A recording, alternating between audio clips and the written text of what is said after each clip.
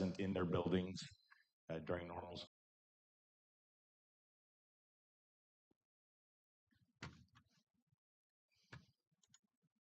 hours and during extracurricular activities.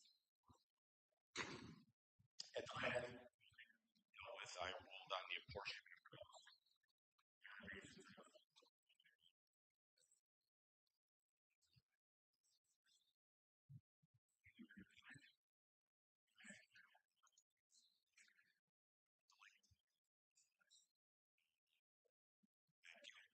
Obviously, 3.5 weeks. The house. You guys are right in front of me too. We're still negotiating. That is eminently reasonable.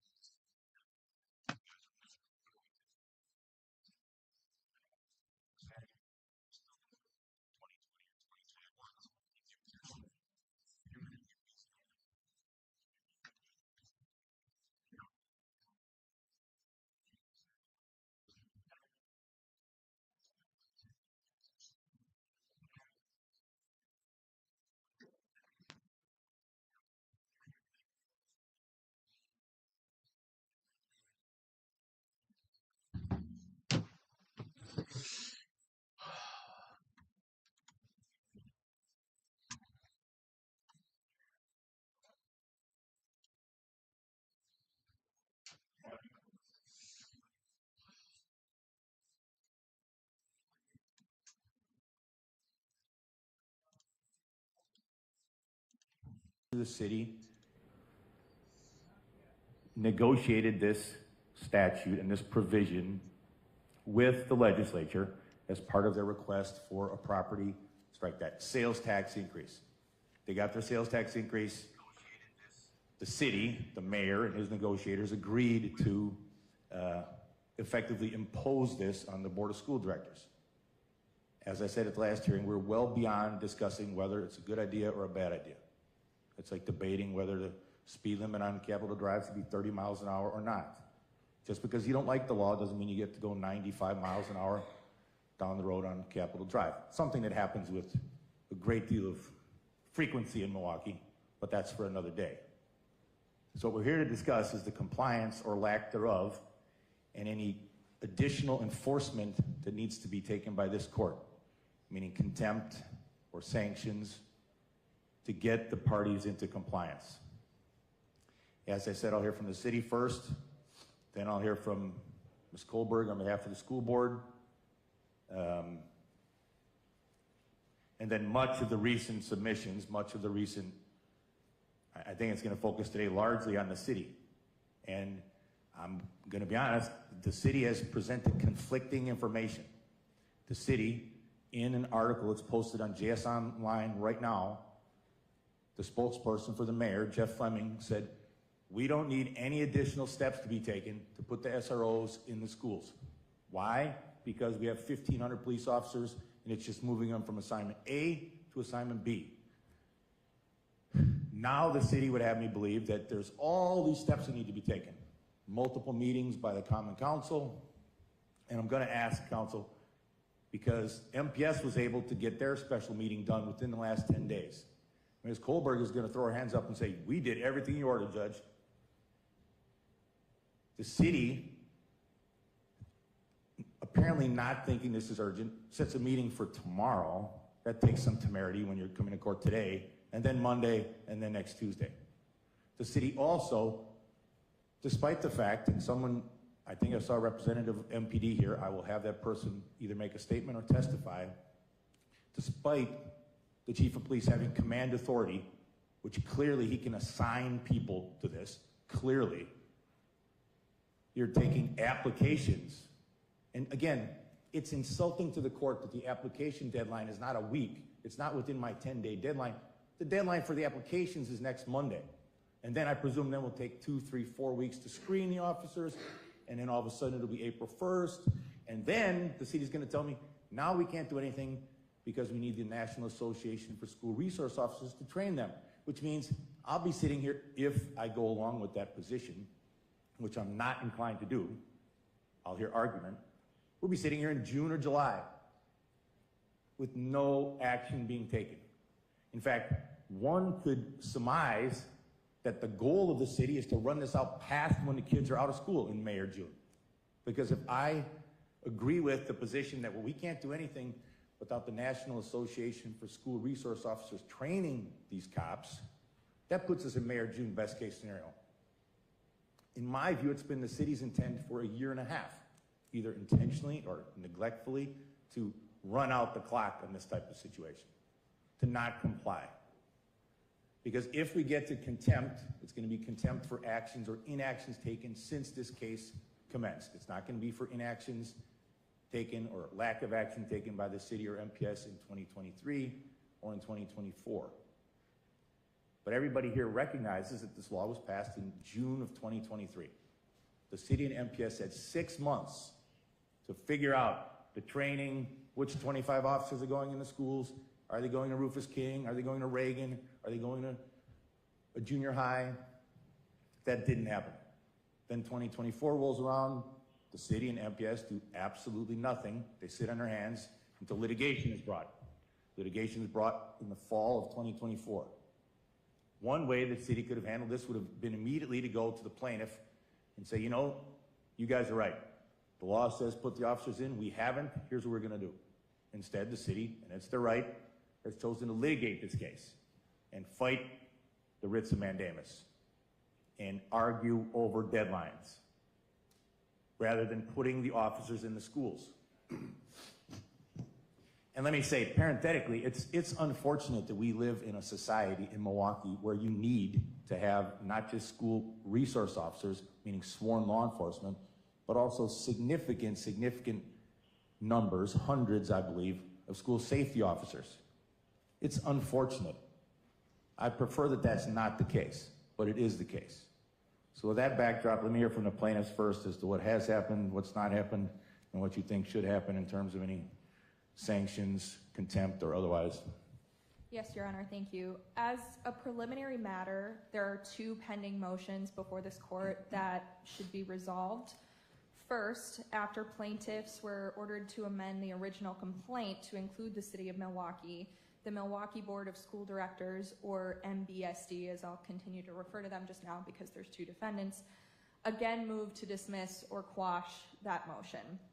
In support of their motion to quash or dismiss, MBSD simply says that it incorporates by reference its motions to quash or dismiss the petitioner's writ of mandamus and the petitioner's alternative writ of mandamus on the grounds that the action must be dismissed because the petitioner did not meet the requirements of Wisconsin Statute 893.80 prior to filing suit, and the action must be dismissed because mandamus is not the appropriate legal remedy. For all the reasons that this court has already ruled against MBSD's original motions to quash or dismiss, this court should do so again, and this motion to quash or dismiss should be denied. Second, the City of Milwaukee moved for relief from judgment and or stay of judgment.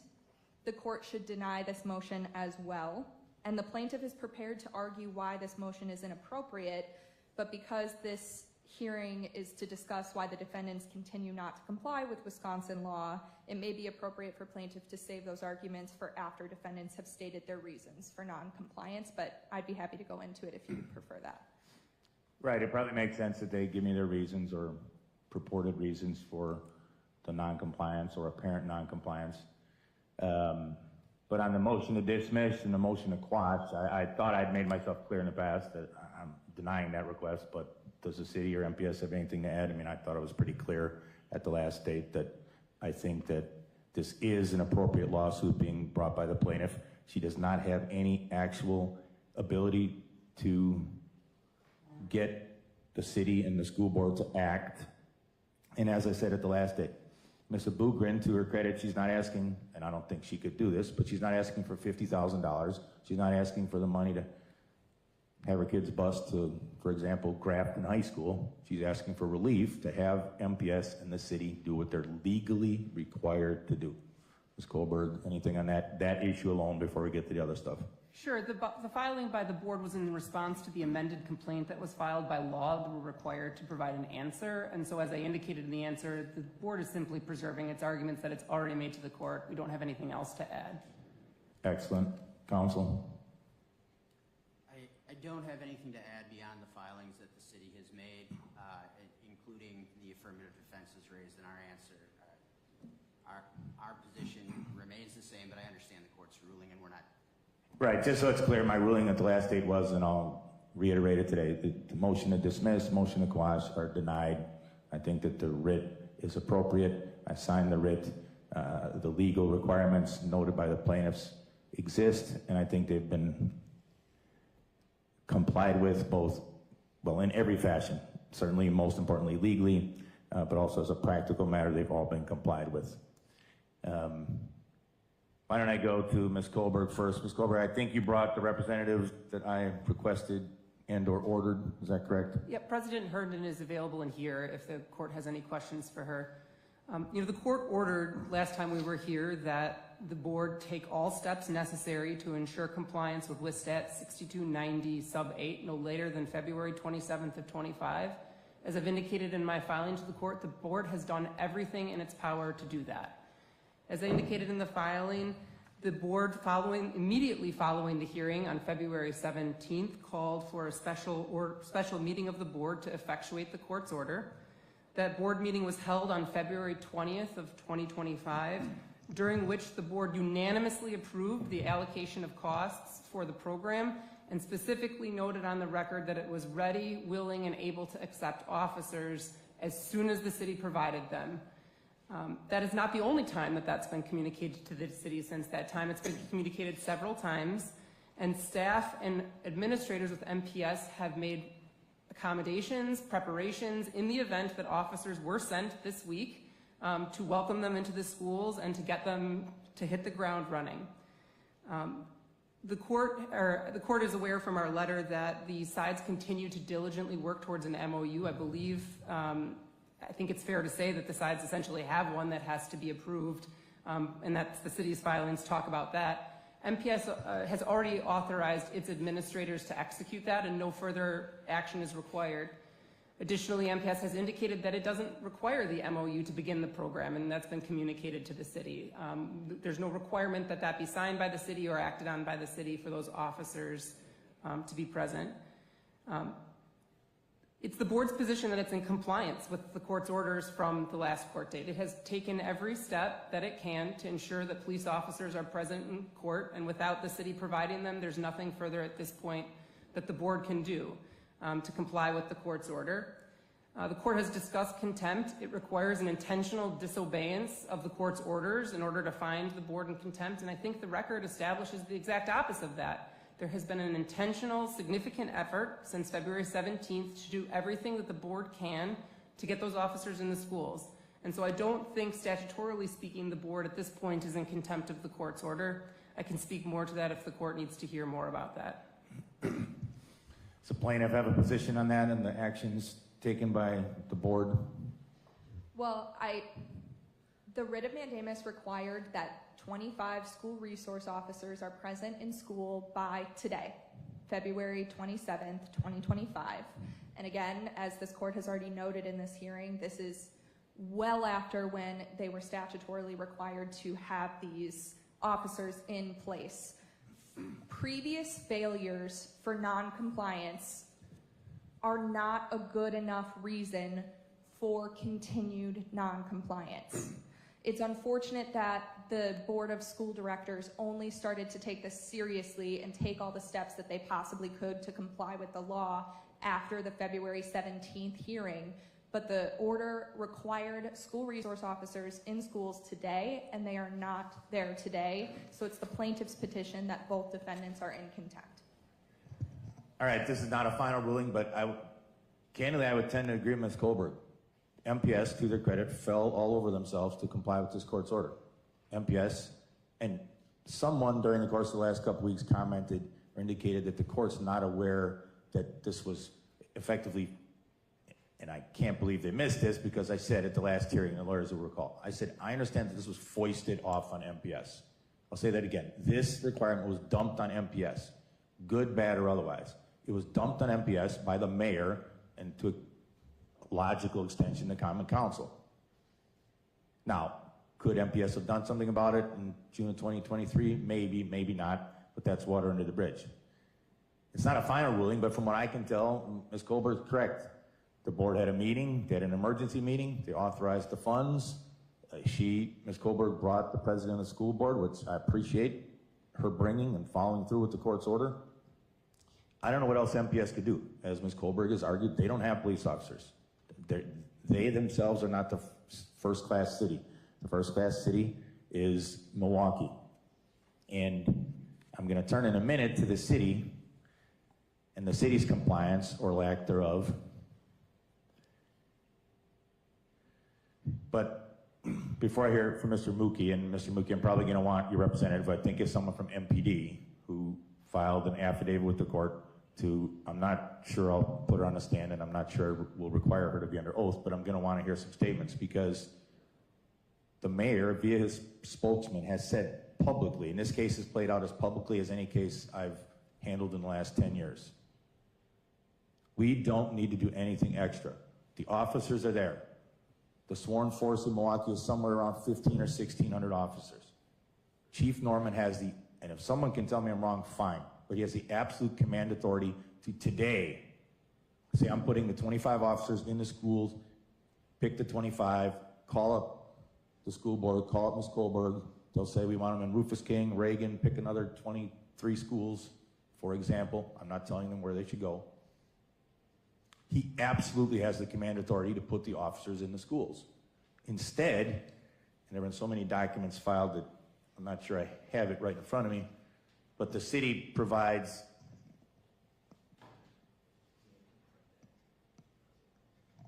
a job posting.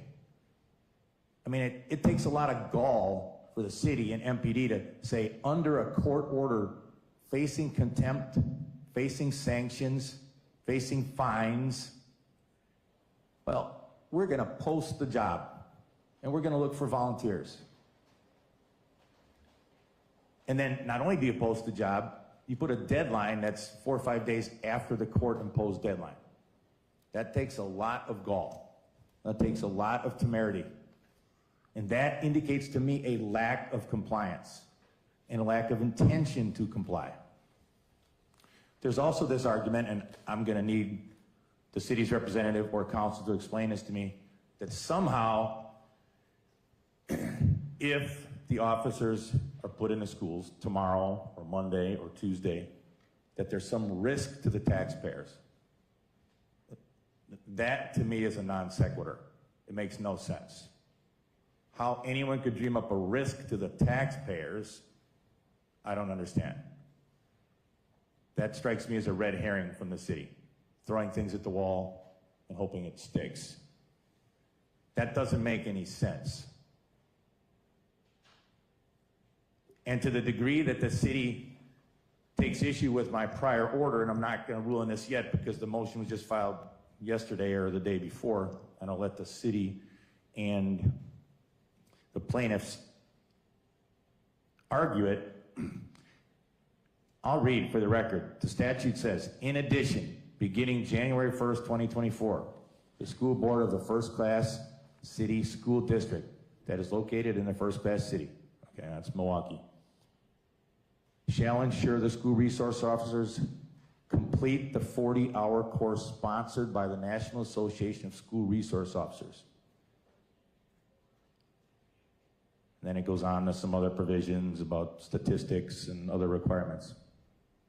It says that the school board officers shall or must complete the 40-hour course. It does not say must complete the 40-hour course before being placed in the schools.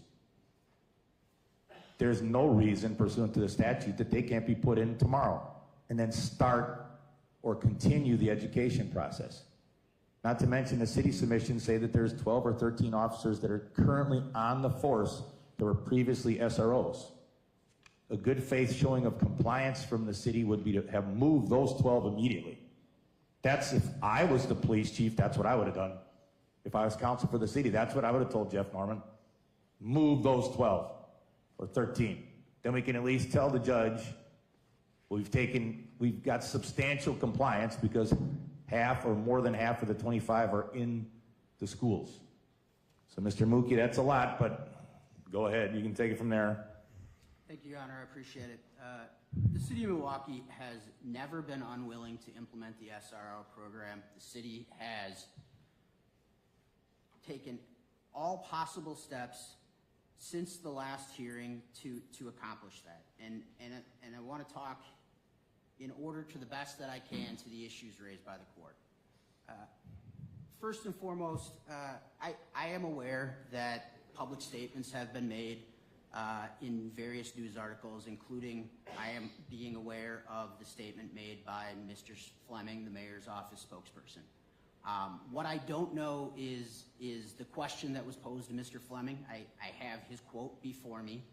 And I agree that there are currently Milwaukee police officers and that the police department has command authority to assign them and deploy them as it sees fit.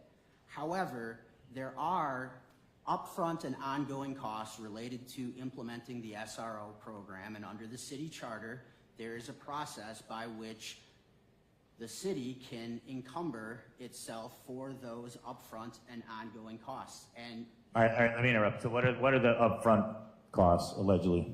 the training cost, Your Honor. Say that again. The cost of the training. Well, that brings us back to the circular argument that you're about to make that, well, we can't do the training because in one of the submissions, and there have been multiple submissions, I think, you can correct me if I'm wrong, the statement was made, well, we can't get any training done for at least 60 days. That was my reference 5 minutes ago to start a training in 60 days. It's a 40-hour training. In the meantime, we're vetting which 25 officers, and all of a sudden it's June. That, I can tell you, is not going to fly. However this plays out, that is not going to fly. And it's troubling, counsel, and I know you have a difficult argument to make here, but it's troubling when the mayor, through a spokesperson, says, we don't need to do anything else. We can put the officers in there tomorrow. We don't need any extra, and I'm paraphrasing, but it's widely publicized. The mayor's spokesperson said this. This wasn't some common council member who may not know what's going on. The mayor's spokesperson says, we don't need anything else. We're ready to go. This is the same mayor who negotiated this deal. The mayor negotiated this deal. The mayor has been notably quiet on this in the last, as this litigation has exploded this calendar year. He's been notably silent, but he negotiated this deal. He says we don't need any extra steps. And now there's all these extra steps to authorize some training. I'm sure, and counsel, I'll let you bring your client with you, representative, I think it's MPD. You can correct me if I'm wrong. MPD officers, correct me if I'm wrong, go through training. I'm sure they go through annual training. Judges have training, lawyers have training, accountants have training, doctors have ongoing continuing medical education, a dentist, every profession has ongoing training, right? Yes, Your Honor. Go ahead. I want to say, and I appreciate the court resolving the impasse in terms of the apportionment, and that has allowed the city to move forward. The city has, and the Milwaukee Police Department has been engaged on the topic of re-implementing the SRO program since July of 2022. The city and the MPD has, on several prior occasions, provided cost analysis, has advised as of October of 2023 that there were only 7 officers that remained with the department who had previously participated in the SRO program. Following this court's ruling on the 17th, the very next day, MPD posted the SRO position. Up to this point, there have been 21 individuals who have voluntarily signed up for that posting. That means that there will be others that will be voluntold. And the city acknowledges that and acknowledges their responsibility to do that. But I also do want to point out, and it was alluded to briefly at the outset, the January 27 order of this court was directed specifically to the board. Notwithstanding that, the city appeared on the 17th voluntarily, albeit in the midst of ongoing litigation, dropped into the middle of it, and since that time has taken all of the steps that they believe are necessary and proper to implement this program consistent with both state law and the charter. I appreciate that the timing of the meetings falls outside of the court's order, and to a certain extent those things are beyond the control of certainly council, but also depend upon the scheduling, availability, and statutory requirements about open meetings. And so, again, a special meeting will be held tomorrow specifically for the purpose of introducing the file to start the process and expeditiously approve the memorandum of understanding. There will be another special meeting that will be held on Monday so that that file can be approved by the Common Council at their regularly scheduled Tuesday, March 4th meeting.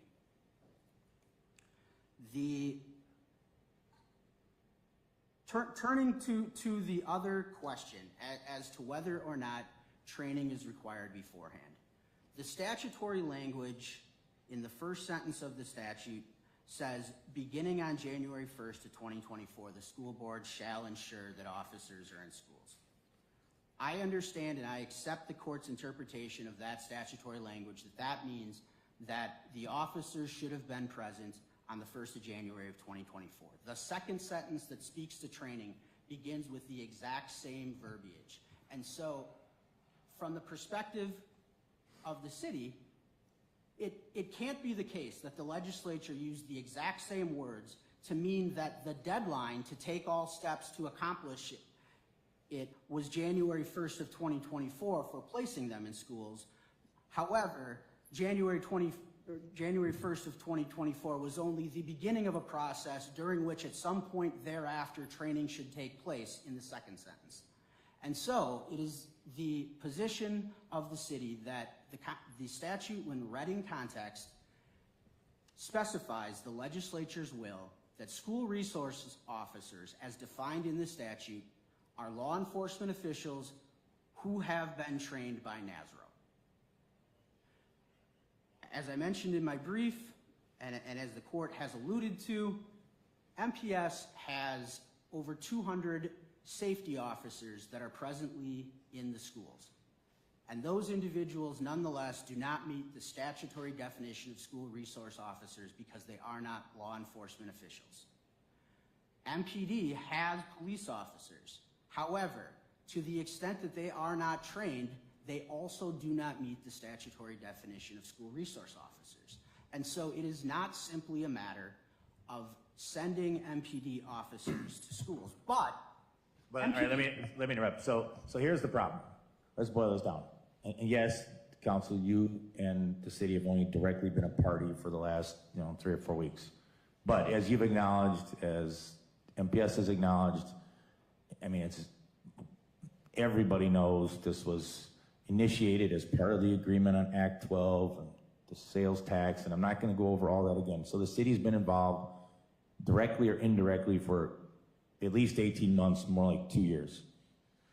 So the argument basically that you're making is my client is negligent, my client is dilatory, my client does little or nothing in 2023, nothing in 2024, nothing when presented by a lawsuit from a parent and a very good law firm. There's no negotiation.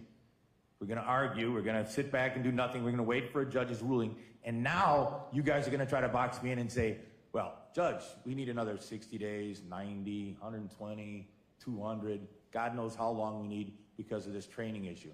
Because if I buy that, that means I'm giving control of this, how this plays out to the city. That's not going to happen. And I need, counsel, I need your representative from MPD up here sitting next to you so that she can answer some questions. Come up, ma'am, please.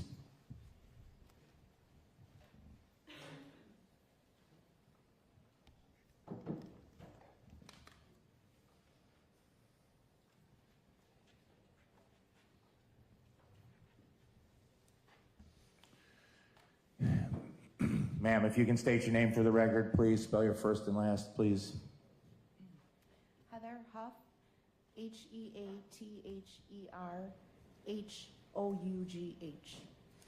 Heatherhough. All right, make sure you use the mic, please. You're the chief of staff for Chief Norman, correct? That is correct, Your Honor. I'm not going to swear you in because I trust officers and professionals to make truthful statements to the court, so I'm not going to swear you in. I think that's unnecessary.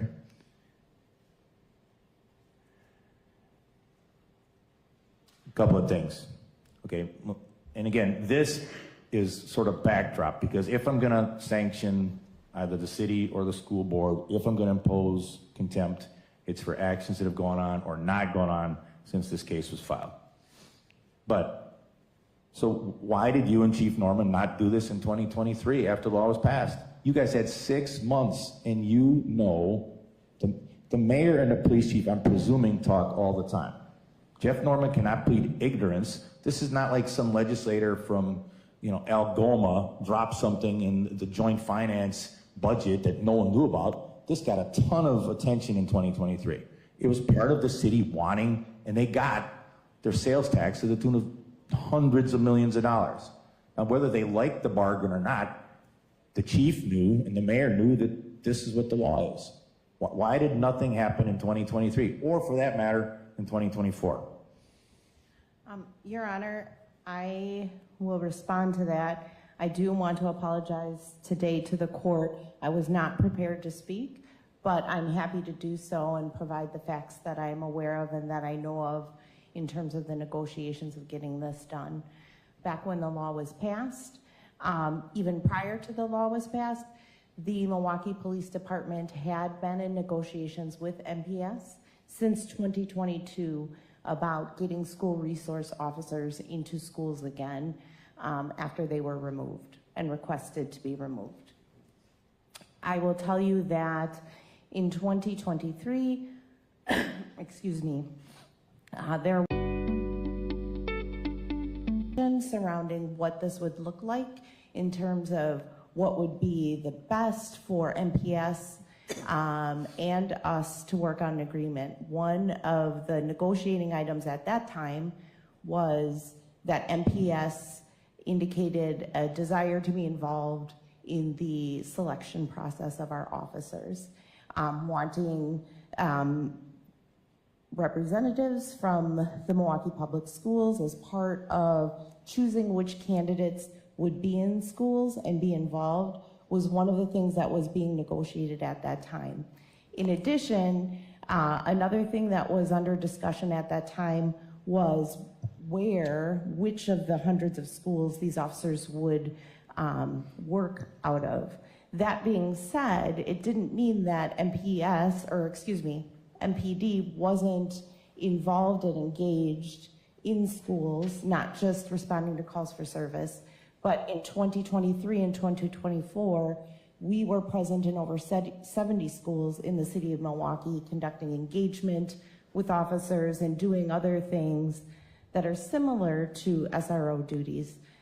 So from the MPD's perspective, while they weren't formally called SROs, we were involved and present in schools, not just responding to calls, but participating in engagement and youth engagement specifically. As I recall, I know there was a lot of discussion about, well, we need to understand where we're going to be. I recall one of the sentiments was, we are at the door knocking, we just need to be let in, so tell us what doors to go to be let in. And I know there was a lot of discussion about who is going to be paying for the training and who is going to be paying for the cost of the officers. So this was ongoing discussions for a very long time. As you know, the law passed quite some time ago, and we were working to negotiate all of those things. One of the biggest pieces why we didn't post was the factor that MPS wanted to be involved in the selection process. And in order to do that, we felt we needed an executed MOU as a contract and guidelines to say, this is how these individuals are going to be picked and hired. And because there was that involvement with another party, we felt we could not proceed without a signed contract. And so that leads us, a lot of these discussions and many others, up until this particular court hearing and the one prior to it, where this court ordered the city and the Milwaukee Police Department to have those officers in place. And we immediately then posted. It was on February 17th that we learned MPS had taken out the provision about wanting to be part of the selection process in the MOU, which then allowed us to go ahead and post, because we as a department could solely identify which candidates would be chosen to send to the training and then send to the schools. And I want to say, even during this time, and even during the time where we are out of compliance with the SROs, our officers have been in schools, just not formally called SROs. So, for example, and I ask this respectfully, the officers that respond to schools, there's been testimony and there's been allegations in this case, unrefuted, that MPD, the police department, responds to thousands of calls a year to MPS schools. Is that accurate? That is accurate. And Your Honor, if I may, I had asked our data analyst to pull the exact figure, and I have it on a text on my phone. I'm happy to share that with the court if you would allow me to pull out my phone and grab that number. Sure.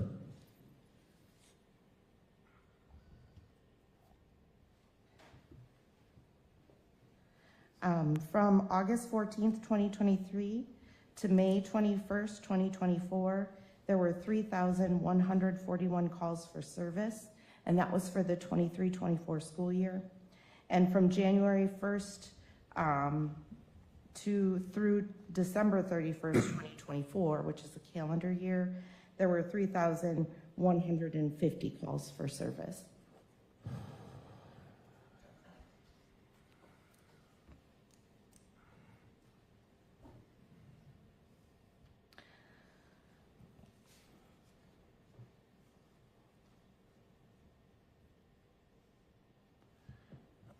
So I did some quick math. It's not my strong suit, but I did some quick math. Roughly 3,100 calls in a school year. There are correct me if I'm wrong, it's about 180 days in a school year, correct? 176. Thank you, Ms. Gilbert. Rounding up or down, that works to about 17 calls a day to MPD. Does that sound right? As a general average, yes. I realize you're trusting my math, so I used my calculator. But that, for everybody here, that's 17 calls a day to the police department. First of all, that is incredibly sad that that's the situation kids in MPS are subjected to. Because the vast majority of kids in MPS, the 80 or 90% or 95% that want to be there to get an education are subjected to, I mean, think about that. I know there are over 100 schools, but 17 calls a day. So the backdrop again to this, Mr. Mookie, is MPS, strike that, the police department. It's hard to say MPD and MPS in the same hearing. The police department is already expending significant resources every time. Rufus King's a good school, but I'm just using him as an example. Rufus King or Reagan or whoever picks up the phone and says, we've got a fight in the hallway, or we've got people, and we've all seen this, racing their cars and doing donuts on the front of our walkway, endangering our students. MPD has to have an officer, the police department has to have an officer drop whatever they're doing, drop their patrol, drop their follow-up on a prior investigation, and race over to that school to deal with it.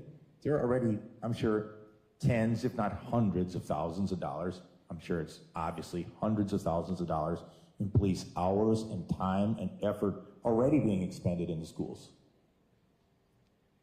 Correct? Yes, no dispute from the city. Does the plaintiff have anything? Yeah, so the city seems to make three primary arguments for why it has taken all steps within its power to comply with the statute and with the court's orders. Those three things being its scheduled meetings for after the 10-day deadline set by this court, It put out a job posting for SROs that will be accepting applications until after the 10-day deadline set by this court. And 3, SRO officers have not, MPD officers have not completed the necessary training because both defendants have been out of compliance with the law for 19 months and have taken no steps to accomplish this training. So I'm going to quickly go into why each of those reasons in and of themselves does not warrant relief from this judgment and is an example of why the city is in contempt. But I do want to just re-establish what this issue boils down to. Previous failures to comply from the law cannot be the reason why the city and MBSD continue to not comply with the law.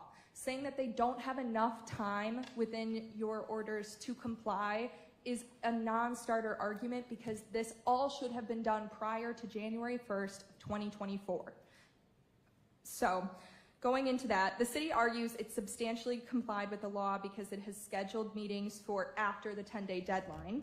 In a letter updating Judge Borowski on the city's efforts to comply, which is docket document 35, the city said that it will not send officers to MPS as SROs until a memorandum of understanding has been executed.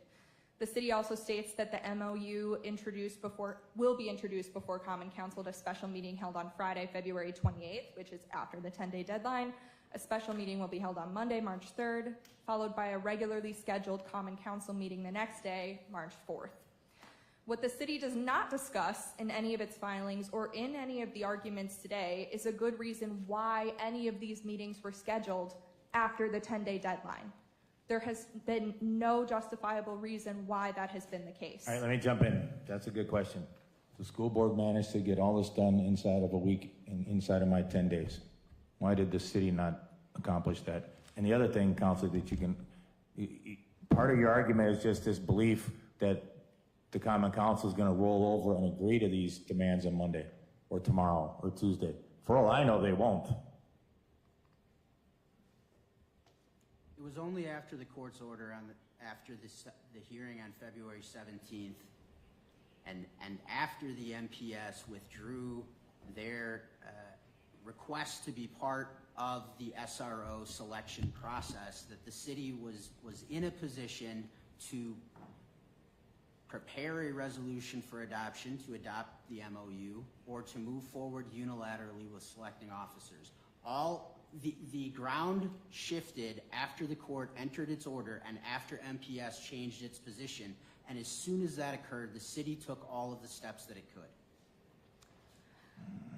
If I may.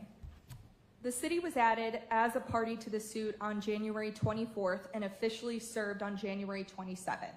So just for the sake of argument, let's assume that they had no idea what was going on, although the testimony we heard here today indicates they were well aware of negotiations and all that with MPS. But for the sake of argument, they were officially served on January 27th. That was 3 weeks before the February 17th hearing and over a month from since today's. Plaintiff does not contend that MPD should not execute an MOU or vote on it in their regular, albeit hopefully expedited processes, but the plaintiff does contend that it should have already occurred. These meetings should have been scheduled prior to January 1st, 2024.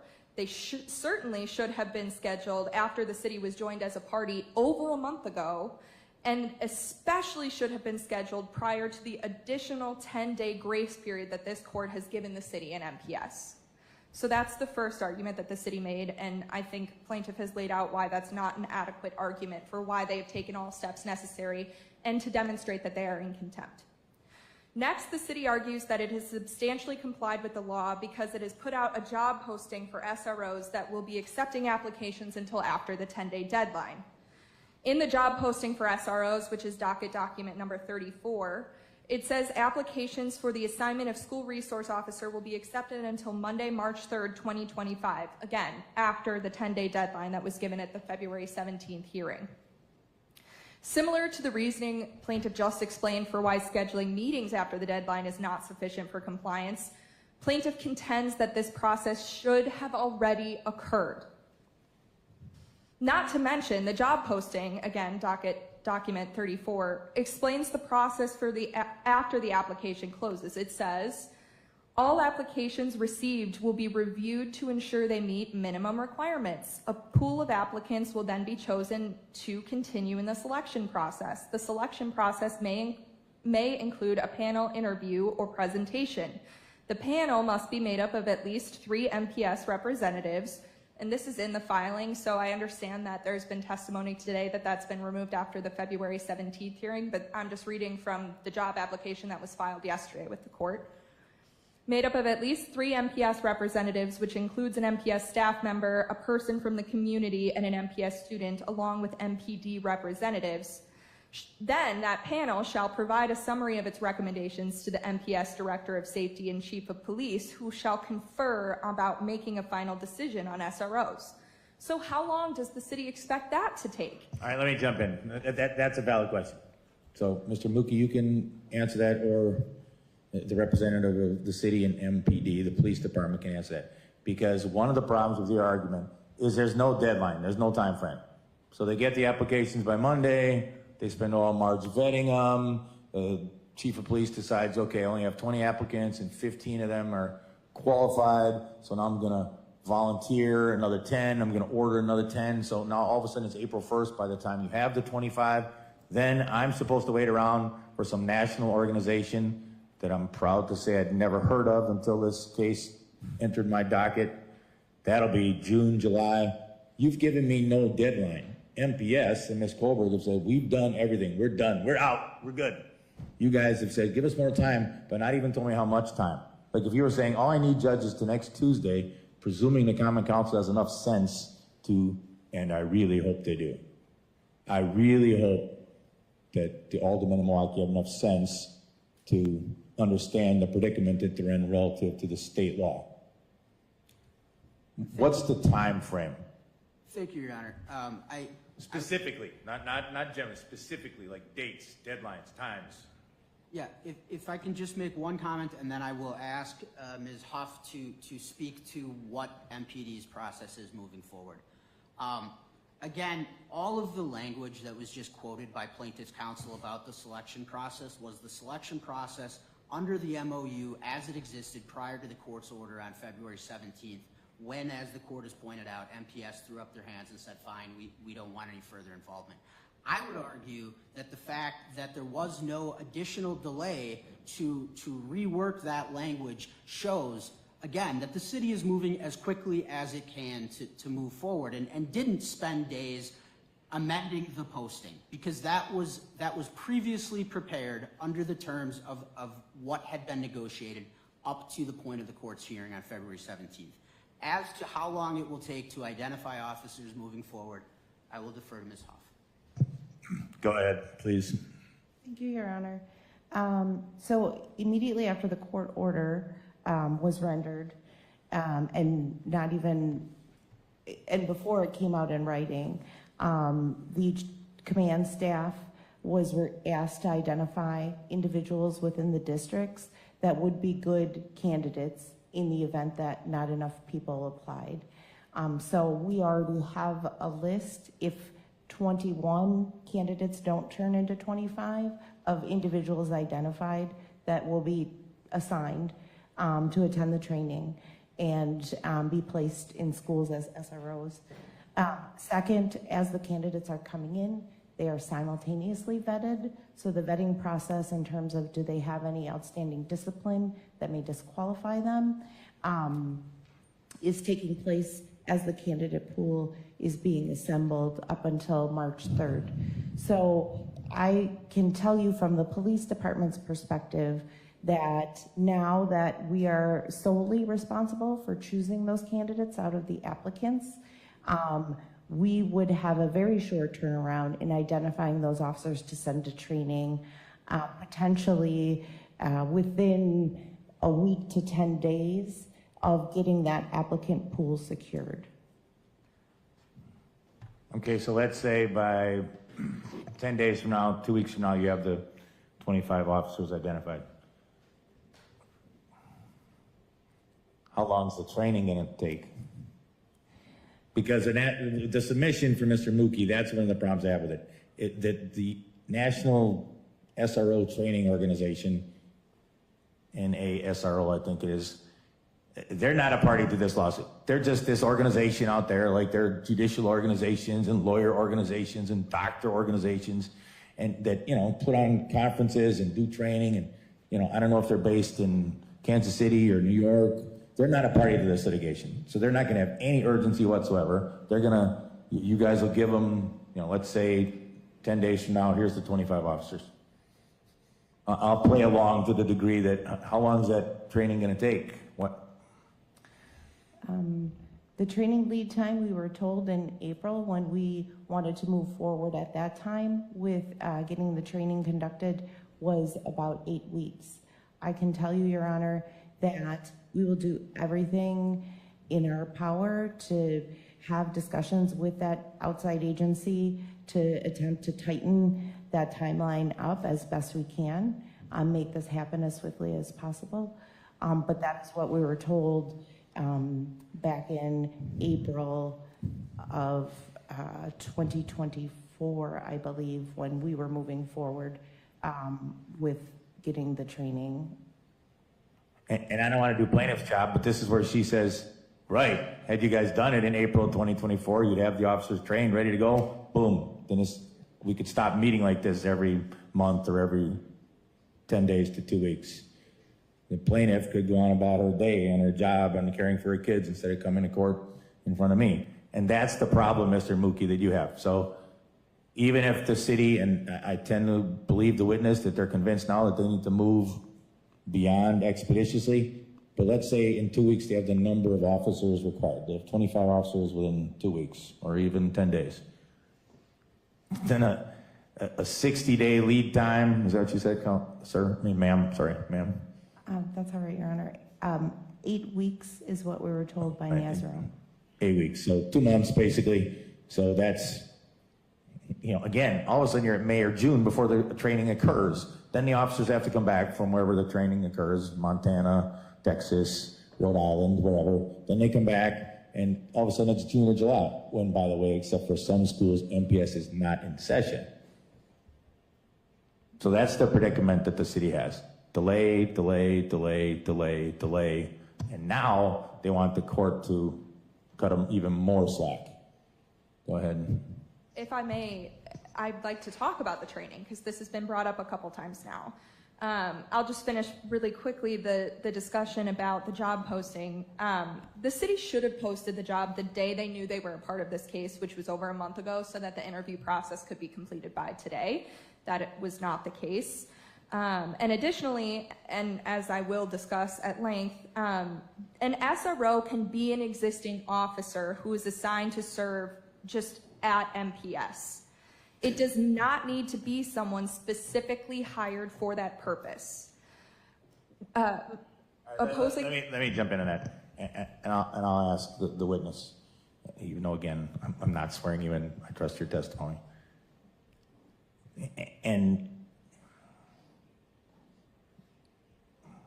I recognize that I occasionally make them off as snarky, and I'm not intending to in this case. But what's the big training that's required? These are sworn officers. You have officers that deal with school situations. I would presume in a situation like this, you want someone who's younger. You probably don't want some, you know, old, cranky 30-year veteran. You probably want someone in their 20s or 30s. You want someone who has already had experience with reporting to MPS schools to deal with disruptions. You want someone who can deal with the administration at whatever school, again, Reagan, Rufus King, whatever it might be. You want someone with a bit of a personality to navigate dealing with the principal and dealing with the teacher and dealing with the vice principal. You want someone who, and all your officers are capable of doing this, being a visual presence, standing at the front door as a deterrent at 7:30 or 8 in the morning, walking the halls during the lunch hour, conversing with students, and if he sees a fight breaking out, he or she see a fight breaking out, they disrupt it, and if they need backup, they call for backup. I'm really not trying to be flip. That's basically the training. I mean, I said this when you weren't here 10 days ago. That's the training. You're telling me 40 hours of training. to just have someone go and be an officer in a school, I don't buy it. I mean, I recognize that that's in the law, and that's kind of the sticking point here, but it's not that complicated. You're not teaching an officer that's already sworn, that's already trained to do brain surgery. You're not teaching him to be a litigator. You're not teaching him to manage a Costco. You're just moving them from this part of their job to that part. You're moving an officer that's already trained, already vetted, already has ongoing training from here to here. Oh, and by the way, I'm surprised you only have 21 applicants. This is not the worst assignment a police officer could have. Milwaukee police officers, who I have the utmost respect for, have incredibly hard jobs. They're understaffed, which I'll take up with the mayor and the common council on another day. They're understaffed. Your office is understaffed. You don't have enough patrol officers. You don't have enough detectives. But the officers that I've seen, and I've seen hundreds over the years, do a remarkably good job at trying to do their job. But they are trained. They're professionals. And I understand it's in the law why the legislature and the governor and the negotiators saw a need for that. I don't know. But seriously, tell me what I'm missing. What's so complicated about this? What are they going to learn in this 40 hours that they don't already know? That they can't learn as they're on the job? That was a lot to unpack, Your Honor, but I'm going to start with, first of all, our candidate and our ideal candidate. So for this court to know, our candidate pool is even smaller than the number of officers we have, because our newer officers automatically go to night shift, and our officers with more seniority go days. And so our candidate pool is then sliced in half in terms of the number of personnel we have. Within that candidate pool, we are seeking individuals who are good at enforcement, but also great at communication skills, de-escalation skills, which all of our officers are great at. However, there is a specialty niche for students and working with youth. I am here today not equipped to discuss the curriculum of the NASRO training, because I don't have that knowledge off the top of my head, nor do I have that information in front of me. But I know that part of what that training provides is specific to dealing with youth, schools, education law, etc. I will say that we could put officers in school, but another thing that was really important about the MOU was providing boundaries and guidelines for how our officers engage and do enforcement. For instance, our officers may be called to some schools for fights that have escalated, and other schools may not call them for those types of incidents because their own school officers or school staff deal with those issues.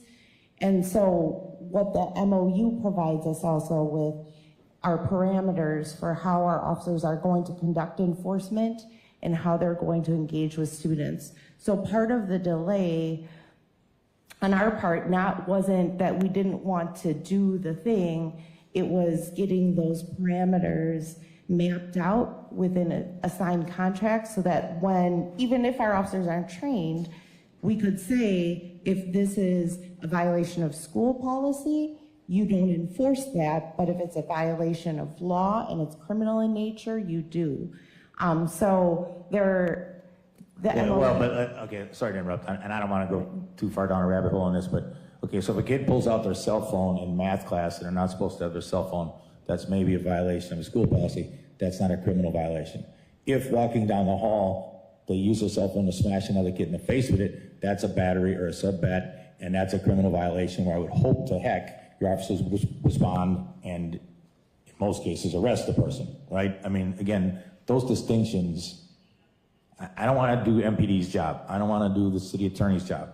But your officers should know the difference between well, the kid mouthed off to his teacher, and so the math teacher booted him into the hallway, as opposed to, as was alleged here, and it's been unrefuted, an assault where some kid picks up a sock, puts a lock in it, and whips somebody else over the head. That's a criminal offense. It's multiple criminal offenses. Right? I mean, Correct, Your Honor. There are black and white areas of this, but there are also some gray areas where if a situation is escalating in a classroom and a student is mouthing off to a teacher and that teacher may be fearful, in some cases that teacher will call 911. In other cases, that teacher will consult with the school. And so what the MOU is providing guidelines for those gray areas, where then when our officers go into the schools, they know, okay, in these situations, we will conduct enforcement, and in these, we will not. So that is training that would occur by the parameters set within the contract between the parties, but then there's also the NASRO training that I can't speak to the curriculum intelligently here today. Thank you, Your Honor. I will just briefly respond to that testimony. They are already there. We've been provided testimony today that police officers are already there. They're being called 17 times a day, thousands of times a school district. They're there for hours and hours and hours every day, as is the testimony that we've heard from the Milwaukee Police Department. So arguing now that there's some nebulous training that's going to solve all of these gray area issues is an interesting argument to make. I do want to start also by reading the Wisconsin statute section 62, sub 90, subsection 8, and it is the entire definition of what a school resource officer is. It's one sentence, and we don't actually need to argue about what a school resource officer is because it is defined by the statute. And it says, a school resource officer means a law enforcement officer who is deployed in community-oriented policing, assigned by the law enforcement agency that employs him or her to work full-time in collaboration with the school district. That's what it says. It does not say that training needs to be completed prior to the officers being assigned to the school district. And as you heard in the section that I just read, the definition of school resource officer does not include any language on completing the training by the National Association of School Resource Officers. There's an earlier sentence in the subsection that was read by opposing counsel that says, beginning January 1st, the school board of a first-class city school district that's located in a first-class city shall ensure that school resource officers complete the 40-hour course sponsored by the NASRO. So the school board, not the city, shall ensure that these officers in schools shall complete the 40-hour training. It does not say shall complete the 40-hour training prior to the start. In fact, it does not give a timeline for completion at all. While it would have been preferable for these officers to complete the training prior to beginning, sure, but that's not statutorily required. And it would have also been preferable that MPS had SROs in schools beginning January 1st, 2024, and that is statutorily required. This court has already ruled in the last hearing that training does not need to be completed prior to these officers being assigned and starting at the school, and the statute backs that up. I'll read it again, just for perfect clarity. A school resource officer means a law enforcement officer who is deployed in community-oriented policing and assigned by the law enforcement agency that employs him or her to work in a full-time capacity in collaboration with the school district. That's it. That's the entirety of the sentence. The city argues that because SRO officers have not completed the necessary training, it cannot deploy officers as SROs because that would pose a risk to students and taxpayers. I would argue that a risk to the students and taxpayers is not having SROs in schools in the first place and forcing plaintiff to file a lawsuit to compel government officials to follow the law. The judge, you're reading the statute, it's correct. Officers start on January 1st, and then the school district, and that's how it's phrased in the statute, the school board shall ensure that they then complete this training. That's how the statute is written. And we don't have to argue over what an SRO is because it is defined in the statute. So for that reason as well, the city has not completed all the necessary steps to comply with the law because they should have, on February 17th, designated 25 school resource officers to MPS, and then MPS should have enrolled those 25 officers in the training program, and they could continue to work at MPS until they were able to complete the training program. If MPS and the city want to go through a hiring process for their perfect candidates, they can continue to do that, but in the meantime, they still need to have officers in schools to comply with your order and to comply with the law. And at this point, they're both out of compliance with the law and therefore should be held in contempt of court today. What would you suggest the contempt be? Remedial sanctions, Your Honor. A fine? A fine, a forfeiture, yes. So we would ask, as part of the remedial sanctions, which is Wisconsin statute 785 sub 02, the court may impose one or more remedial sanctions, including an order of forfeiture not over $2,000 under Wisconsin statute 785.04 subsection 1 subsection E. So that's one of the subsections that $2,000 could be the forfeiture. But at the end of that section of the statute, it says, or any other remedial sanctions that the court believes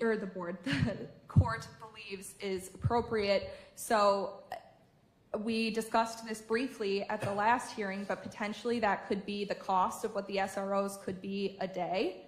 We also could ask, as part of the remedial sanctions, that you award attorney's fees and costs and legal costs. The law has been ignored for over a year, and the court can and should order attorney fees and costs under Wisconsin statute section 785.05 subsection 1A, especially now that we've come out to yet another hearing. And how many hearings is this going to take? How many times is our client going to have to take off work? How many hours are we going to have to continue to read through 9 filings the day before a hearing to figure out what's going on and come into court and argue it? We'll be here every 2 weeks or every other month until the city's and the school board's in complete compliance, unless there's some other motivating factor for them, and in this case, fines is appropriate. I think it's safe to say that both MPS, the school board, and the city have needed to be motivated by this court.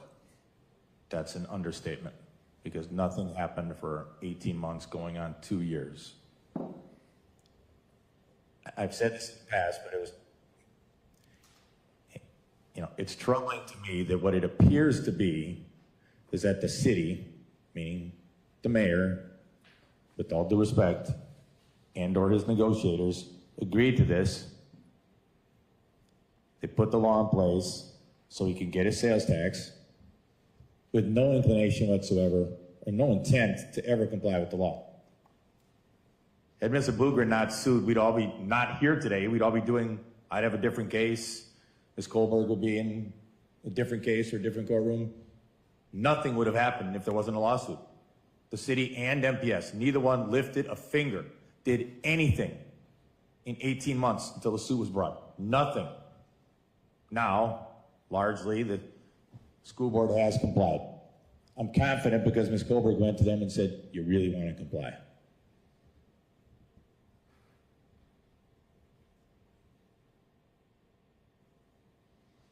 Mr. Mookie, you want to address the issue of contempt and how it would be purged and cured potentially by your client?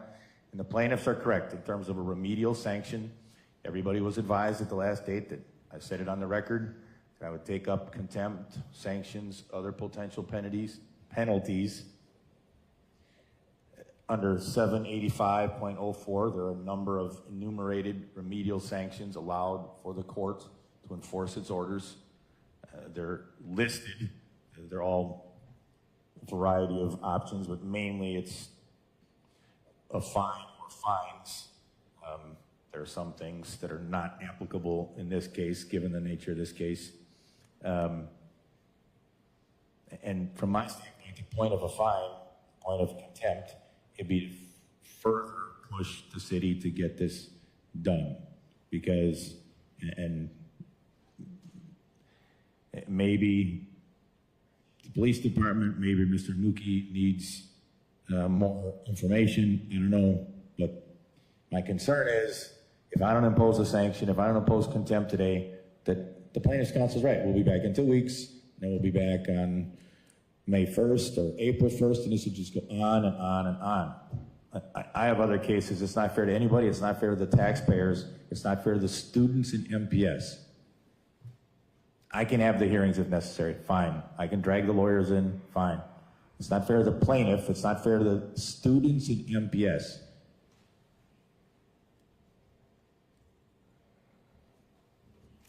I would like to be heard, Your Honor, but I'd also like to respond to some of the things that were said in the last exchange. Go ahead. First and foremost, the state Supreme Court has said that the context and the structure of the statute is important to the meaning. Therefore, statutory language is interpreted in the context in which it is used, not in isolation, but as a part of the whole. It is, again, the city's position, and I apologize, that comes from a 2004 case. That is from Kalal, 271 West 2nd, 633, paragraph 46. The Kalal case was cited with approval recently in a 2021 case. That was the Senego case.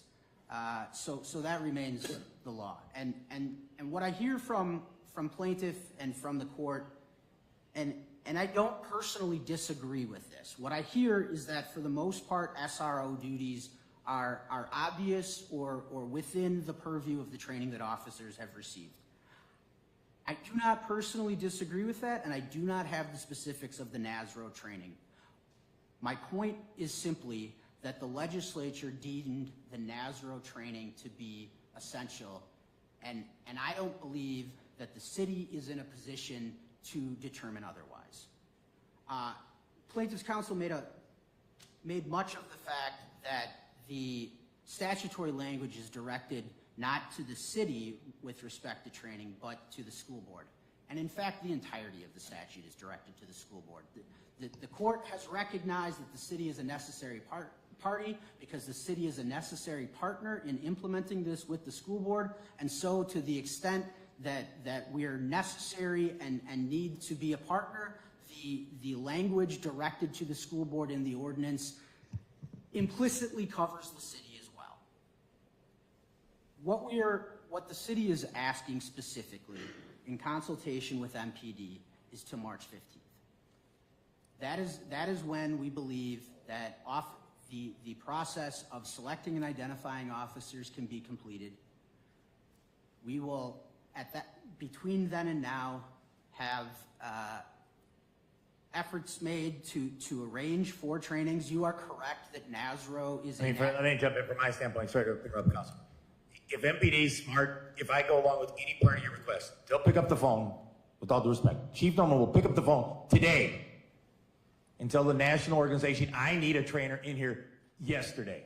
Okay, I need somebody next Monday. I don't care what it costs. I don't care if they're busy. You get your trainer here next Thursday. Bring them in and train my 25 officers. Now, I don't think that that's within Chief Norman's makeup. I don't think, candidly, he's capable of being that forceful. Maybe I'm wrong, but I've never seen him do anything but smile, which is great. Believe it or not, I smile once in a while. I'm not sure he's capable of that, but that's what should be happening if I go along with any portion of your request. I don't know how I can be more clear. And for the mayor's chief of staff, he needs to understand he's behind the 8 ball in this too, because he sat in his hands. Chief Norman did nothing for 18 months. Nothing. I interrupted, you can finish.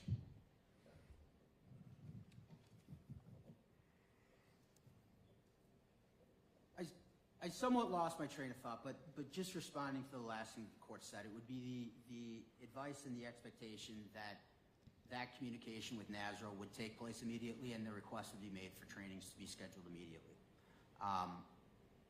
It is my understanding that the organization is located outside of the state, but that they host trainings in the geography where the officers are going to be trained. It's my understanding that they were in the state of Wisconsin previously, and it would be my expectation that MPD would make those arrangements as expeditiously as possible. Ms. Colbert, do you have anything to add?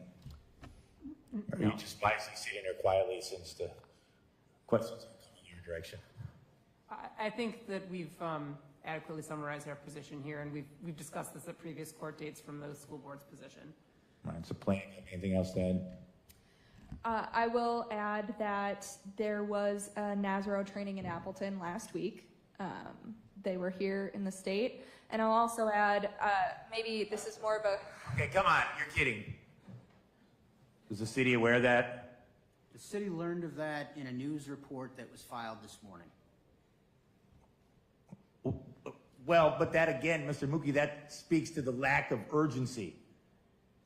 You know, like, I mean, this is a crazy example, crazy analogy maybe, but okay, if anyone here who has a child, if they have an emergency, you know, if they can't stop coughing, you're going to get them to a doctor immediately. If you're under a court order, I'd like to think there's some impetus for the city to comply with court orders. I would have been, the police chief, Chief Norman, should have assigned somebody or some bodies to move heaven and earth to figure out where there's a training so that he could sit here, or his representative could sit here, and the mayor's representative could sit here and say, Judge, we've got it scheduled. Your argument would be much better if you could say, all 25 officers are being trained next Thursday or March 10th. Instead, well, sometime in the future. Not a good argument. I'm taking this under advisement for 5 minutes. We're adjourned. I'll come back with a ruling. All rise. You may be seated.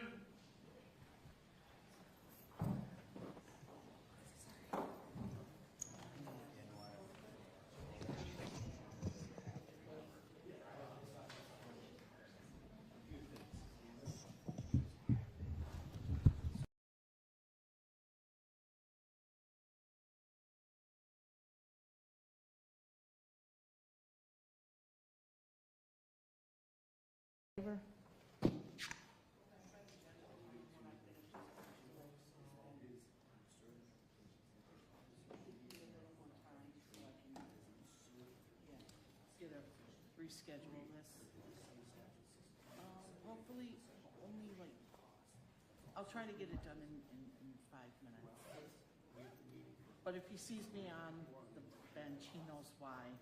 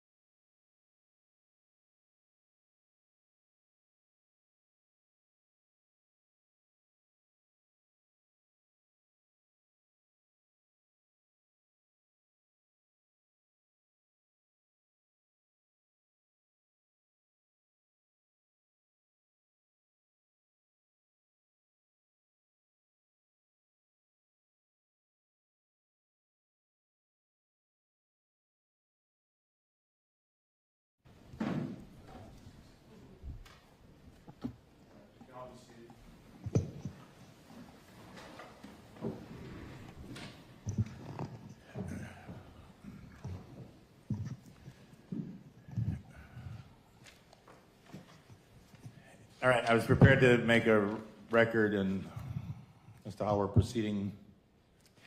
Counsel for the city indicated to my clerk that he has someone from, I guess, someone else from, is it the mayor's office? That's right, Your Honor.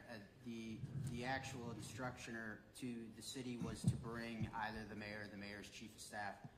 The mayor's chief of staff, Nick Desiato, has been present this morning. The court asked to hear from Ms. Huffin, so we brought her up, but Nick would like to address the court. That's fine. Right, my order last week was the mayor or chief of staff or head of DOA or somebody else with the authority to make statements and answer questions. It was my impression that it was Miss, how do you pronounce it, officer? Huff. And is it captain, sergeant? Just Heather. I'm a civilian employee. Oh, okay, all right. Miss Huff. So I thought that was who was here. I saw Mr. Desiato sitting there. I didn't recognize him. Maybe it's the beard. If he wants to address the court related to these topics, then sure, fine. Go ahead. Thank you, Your Honor. Once again, Nick Desiato, Chief of Staff for Mayor Cavalier Johnson. Just a few remarks that I'm hoping to put on the record for the edification of this court. One, in the beginning of this hearing, there's a reference to a quote from the media director of the mayor related to everything being ready to go. I'm paraphrasing.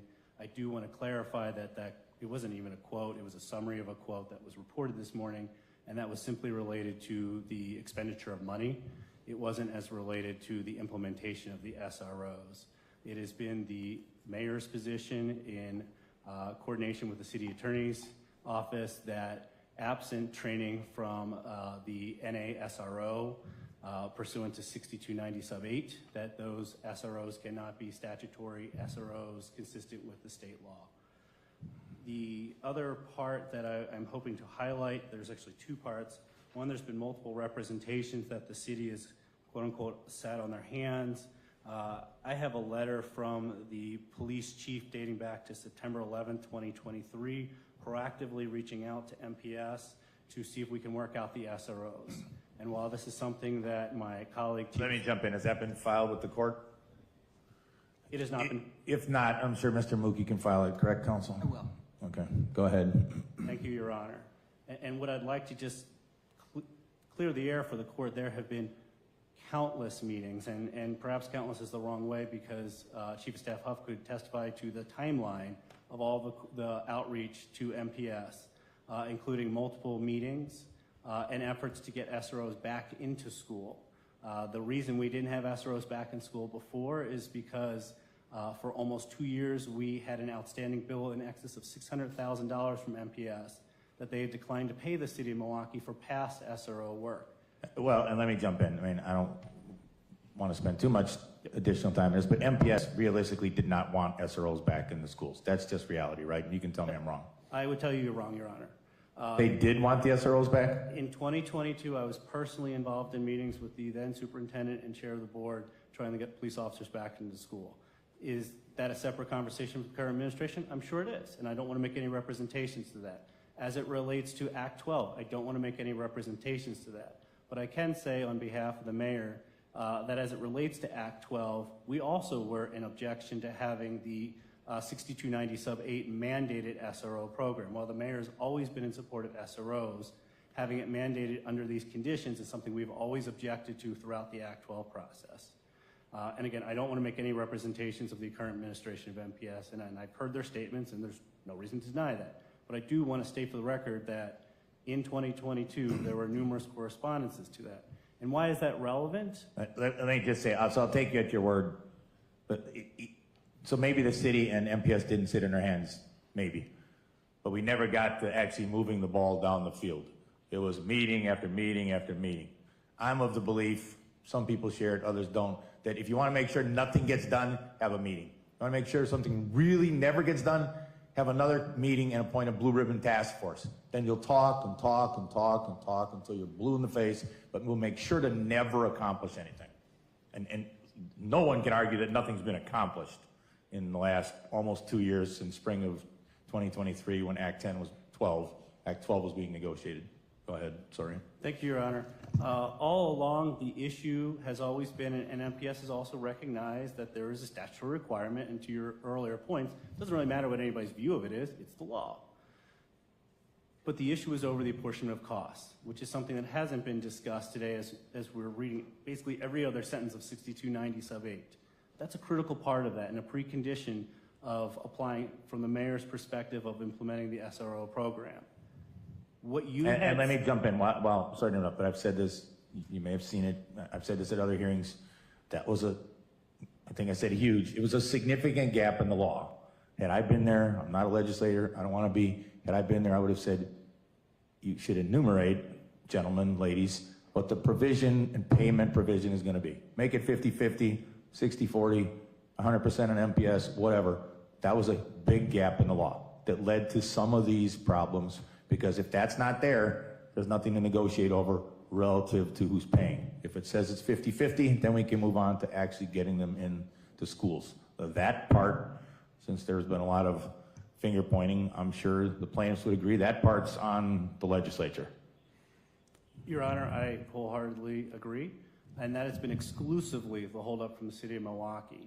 Dating back to correspondence from September of 2023, it has been, what is the apportionment of costs? As has been publicly referenced, our offer was your offer, the splitting costs. And, you know, I appreciate the judge making that clear and making that ruling, because that was, to what you just stated, it's an ambiguity in law, and we could have gone back and forth for years. And I don't doubt that absent this hearing, we would still be in that position. I don't doubt that absent the requirement of having the training for SRO, that provisions, that we could have been moving forward and had officers in school today. I think both of those statements are absolutely correct. Unfortunately, in order for, and from the mayor's position, which is only what I can speak to, because that provision of having SROs being a prerequisite, which is our interpretation of that statute, we were stuck until we had an apportionment of costs. We didn't have the apportionment of a cost figured out until, Your Honor, until you had stated what that was. From there, literally the next day, the posting occurred. From there, literally the next day, the MOU was updated with the biggest underlying gap, which was what the costs were. So as it relates to the diligence of the city of Milwaukee, until that bottleneck of the apportionment of costs, which again, the city offered half, which is what the court ordered, we could not move forward. Thank you, Your Honor. Thank you. To plaintiffs, you have anything else, counsel, briefly? Yes, briefly. Thank you, Your Honor. In the present situation, scheduling meetings for after the deadline and claiming that previous failures to comply is a good enough reason to continue to not comply is intentional disobedience, resistance, and obstruction of the authority of this court. On February 17th, when they were ordered to have SROs in schools and the cost was split 50-50, at that point, 25 SROs should have been designated to MPS schools. There's been a lot of discussion about the definition of SRO today, and it seems that the city is taking a different position than what the statute says, but that's, you know, up to the court to decide at this point. So again, we would just ask that they be found in contempt of court and that remedial sanctions be given. If we want to continue to push this out until March 15th, we're gonna come back, and then what? Then all of a sudden these SROs aren't trained. They can't be in schools yet, and then what? Then we're waiting on the NASRO group to conduct the training, and again and again and again. We're pushing it out further and further and further. I'm sympathetic to the fact that they believe that they're doing something by scheduling meetings, but at this point they haven't complied with your order and they have not complied with the law, and that's the end of, that should be the end of the discussion.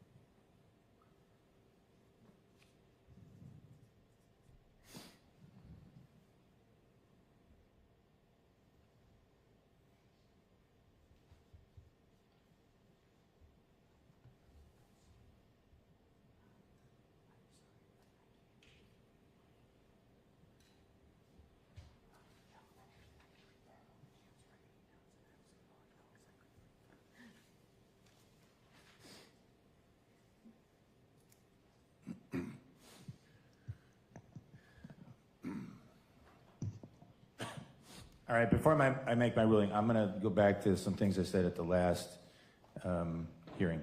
It's unfortunate that this case needs to be litigated. It's unfortunate that we're in court now for a third time on this issue.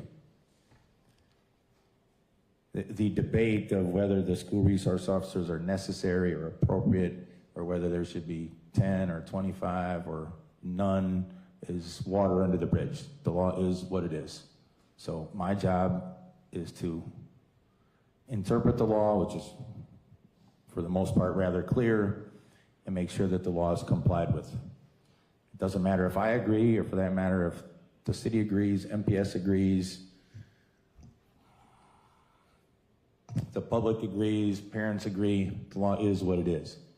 I made a comment at the last hearing that it's about time in Milwaukee that we address some of the problems that we have. And I said last time, Milwaukee's a great city. I've lived here my entire life, except for the atrocious weather in February. It has a ton of things going for it. But there's a lot of things in Milwaukee that are not working right now. I think it's safe to say that MPS is not working right now. Now, I'm only going to rule on the issues an issue before me. But MPS is not working. It's not speculation. MPS has been determined, or at least there's a very, very significant indication that they're failing in their primary goal of educating kids.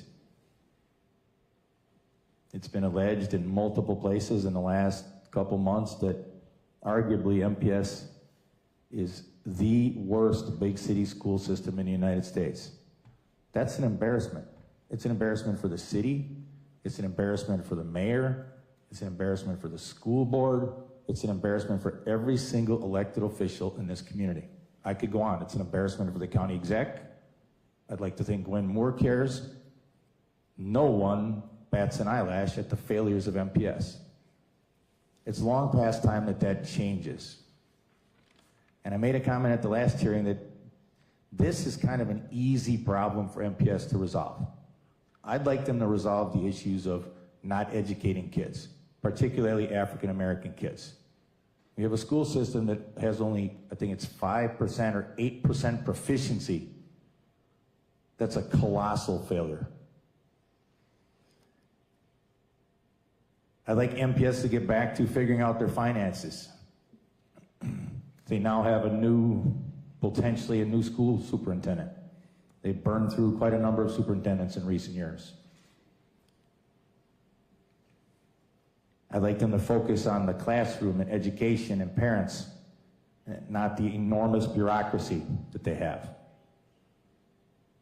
So my point when I said this last week was, this is a relatively easy fix to comply with this law. This is not as easy, or strike that, this is not as difficult as trying to figure out why are we not educating kids? Why do we have a huge excessive truancy rate? Why do we have kids that aren't showing up for school, and when they do show up, they're not being educated? It's, from my standpoint as an elected official, and it's somewhat parenthetical and it's background to my ultimate ruling, but it's just long past time that something changes in Milwaukee relative to MPS. MPS has had problems for decades, but they've got appreciably worse in the last 4 or 5 years. One could argue that they've fallen off the cliff. I don't blame directly the school board directors, but they're the ones that are running the program, and they face lots and lots of headwinds.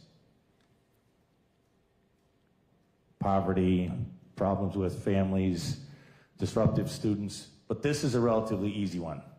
Figuring this out, getting the officers in the schools, and complying with the law. Even if MPS didn't like the law initially, even if it was negotiated largely by the city and the GOP and maybe the governor.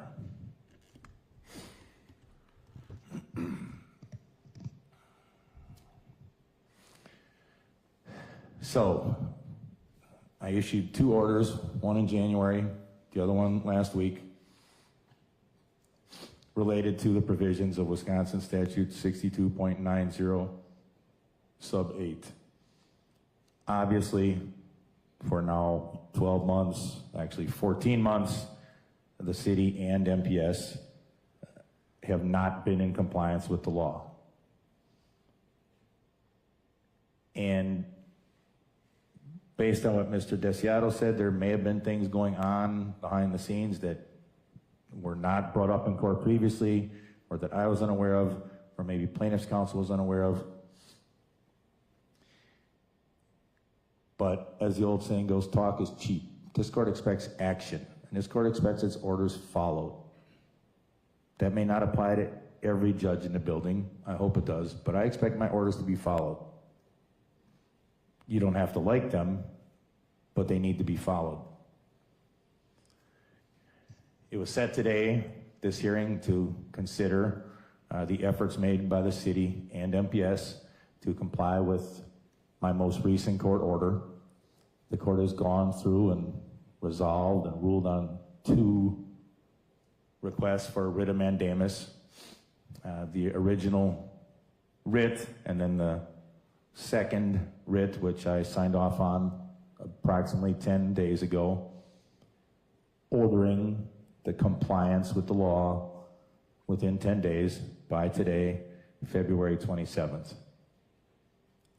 While there has been an enormous amount of foot dragging from both sides, I'm convinced, at least for today, that MPS has complied with my order to the extent that it's possible for them to comply. I don't want to rehash the prior arguments and prior discussions and the memorandum of understanding and the negotiations and the arguments, but within the last 10 days, I think probably because Ms. Kohlberg prevailed on the school board, they acted rather promptly now, finally, and have agreed to pay for their half of the cost of this program. And they've said, and I trust counsel for the school board as an officer of the court, that if the city had 25 officers tomorrow and dropped them on their doorstep, that they would accept them and work with MPD to make sure that those officers can be effective in their roles. I do not think the city has complied with my order. So here's my ruling. And the city has had a chance via the testimony, via argument, to explain their efforts or lack of efforts to avoid contempt. One of the biggest problems here is beyond the long-term foot dragging that's going on for a year and a half. But relative to these specifics, I'm still not clear on or convinced about the dichotomy that's being presented to me on finances. I'm still not exactly convinced, or at least not fully convinced, that the Common Council needs to be involved, but fine, they need to be involved pursuant to the submission from the City Attorney's Office. I'm granting the request from the plaintiffs. I'm finding the City of Milwaukee in contempt of my prior order. I'm finding them $1,000 a day starting today. That's under Wisconsin Statute 785.04, which allows for the imposition of various sanctions, including a forfeiture under subsection C, not to exceed $2,000 for each day the contempt continues. I am going to temporarily stay that order of contempt.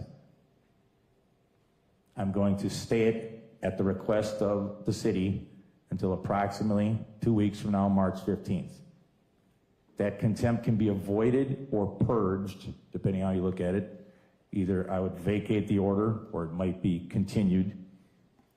It can be purged by the following.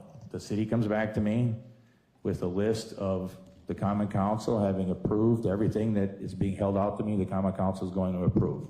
They have their 3 meetings tomorrow, Monday, Tuesday, and they can do what they want. They're elected officials, but they make all the approvals that are necessary to move this train down the track.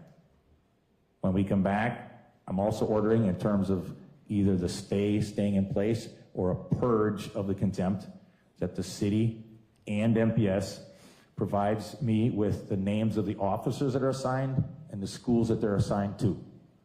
If necessary, if either side, particularly, well, either side, the city or MPS thinks that that should be confidential because you don't want the names of the officers out there or even the names of the schools, I'm fine with sealing that information. But I want a letter detailing it's Officer Smith, Officer Jones, Officer, McNally, whoever it is. I want the names of the 25 officers and the 25 schools that they're being assigned to. Or, and I'm not gonna direct MPS how to do this, maybe 2 officers at one school. But I want the names of the officers and the schools. I also, by that date, which is roughly 2.5, 3 weeks from now, March 15th, want proof that the training of these officers has occurred or has been scheduled. I think, candidly, I am being eminently reasonable. And for Mr. Mookie and Mr. Desiato,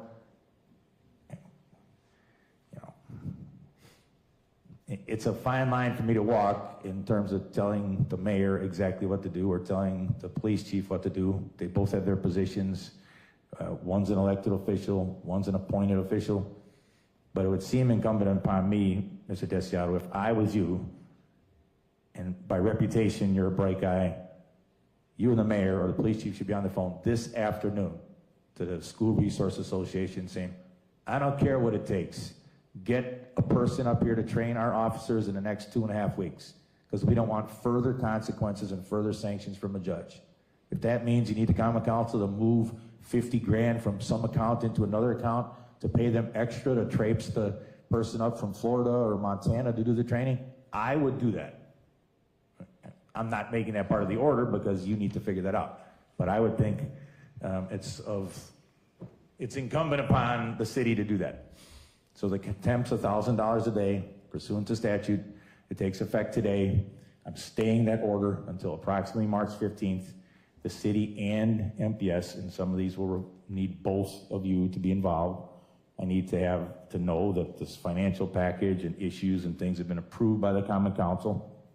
The names of the officers, the names of the schools, the date that they're either in before the next hearing or the date that they will be in specifically, and that the training, I would really, really prefer that it's done, that it's either done or scheduled imminently. Please, Mr. Desiato, don't come back and say, Judge, we talked to the NASRO and they said they can train our officers in August of 2026. It's not gonna fly. They need to do it like yesterday. From the standpoint of plaintiff's counsel, I'm going to ask you to draft that order, submit it. The defense attorneys can review it as to form only. I'll ask the plaintiffs to submit it within 24 hours. Unless there's an objection as to form, I'll sign it. Anything else from plaintiff's counsel? No, Your Honor. Ms. Kohlberg? No, thank you. Mr. Mookie? No, Your Honor. All right, we're adjourned. Go forth and make it happen. Thank you. All rise. Oh, wait, we do need another date. Sorry for that. We'll set a hearing date that may be necessary or may not, depending on what occurs. We'll set it right around March 15th. So the 16th, 17th, somewhere around there. March 17th at 2:30. That works for the school board. That works for the city. Does that work for plaintiffs? We're out of town that day, so we could have somebody else appear if that's the date that I works can for move it a everybody day or two. I mean, I prefer that you guys, since you know what's going on. else. Hold on 1 second, sorry. Sorry, give me a second. I'll have to move stuff around. How about the 20th?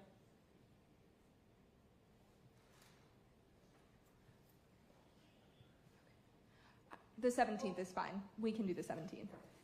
Good, excellent. 17th at what time? At 2:30. All right, March 17th, 2:30. We're adjourned for today. Thank you, everybody.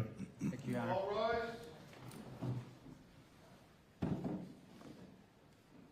You may be seated.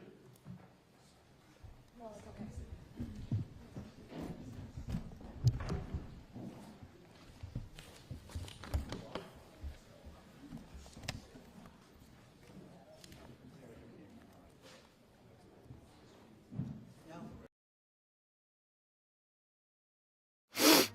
In a world filled with nasal congestion, one hero rises. Afrin No Drip. Experience ridiculously powerful nasal congestion relief in seconds. No drips, no mess, just unblocked breathing. Whether it's allergies or a cold, Afrin is your go-to solution for nasal congestion. Afrin, the wow is real. Use as directed. It's just so terrible. I see pictures that you fortunately don't get to see. You don't want to see them. And that is a killing field. You have young soldiers being killed, thousands a week, and we got to get it over with. It's bad for Russia, and it's bad for Ukraine, and it's bad for us on a humanitarian basis. I've had very good talks with Putin, and I've had not such good talks with Ukraine. They don't have any cards, but they play it tough. But we're not going to let this continue. This war is terrible. It would have never happened if I were president, but it did happen, so I got stuck with it, and the whole world is stuck with it. And right now you have a country that has its cities, they look like demolition sites. Those beautiful towers, those 1,000-year-old golden domes that were so beautiful, the most beautiful in the world, they say, they're all in smithereens. Millions of people are killed, I think far more people than anyone understands. And we have people that better get to the table and get it ended. Should have never happened. It would have never happened. But I'm delighted to welcome America's governors to the White House. You're amazing people. Even the Democrats are amazing people, some of you. And we've worked together. Actually, we work very well together. I can't think of anybody. There's one or two, yeah, that it doesn't work out so well, but that's sort of normal. But I do want to welcome you, and I want to let you know that anything I can do, I'm here. I'm here for you. And we can do a lot. I do want to say that I left a great place, North Carolina, and we're really working hard there since I've been in. For 4 weeks, we've done more than they've did in all of the period of time. And FEMA was a disaster. FEMA wasn't there. They didn't do the job. And it was a terrible, terrible situation. I've never seen anything like it. And then they actually, when they did get there, a very small group, they chose anybody with an American flag or the name Trump on the front of the house. They would sort of skip that house very nicely. And it was just a disaster. And we've done it the other way. And we're working with a very nice person that we've had good relationships, the newly elected Democrat governor, who's here, I assume, is he? Okay, thank you very much. We're working well together, very well together. And we're not using FEMA so much, but it doesn't matter as long as we get the job done. But the people are becoming very happy. So I want to thank you very much. Great job. But we are, and I'm of the opinion, I understand FEMA very well. We had a good situation with FEMA, but it was a very expensive thing to do. And I really believe when there's a natural disaster, a hurricane, a tornado, or whatever it may be, you're very capable people. It's called, you fix it. You take care of it yourselves. You don't have to call some faraway state and have people planed in from areas that they have no idea. They come in from Alaska to help you in Florida. They say, boy, this is hot here. This is, by the time they figure it out, everything would have been fixed. It's not a good situation. It's very expensive. You spend at least twice as much. They don't negotiate. They go out and hire local contractors, and they have no idea who they are. And I'd rather have my governor from South Carolina, Henry. I'd rather have Ron. I'd rather have from Florida. I'd rather have, I could name just about everybody in this room. I'd rather have you do it. You'll save a lot of money. And we'll send the bills. We'll pay, I think, far less. We have to have, you have a little bit of skin in the game. Otherwise, those bills will be much higher than they're supposed to be. Especially with a couple of you in this room who I know will get bills that you wouldn't believe, record setters. But so I think 75-25 with the government, the federal government paying 75. And we'll go right through to probably either go through Commerce, maybe go through Marco, because Marco's very good with money. I don't think I'm going to give them to the environmental gentleman, Lee Zeldin here, because Lee's going to say, what's this all about, huh? They gave me this too. You have found some big stuff, by the way, some big fraud. You have, as he said, this one's not even explainable. We're talking about billions of dollars, so great job, Lee.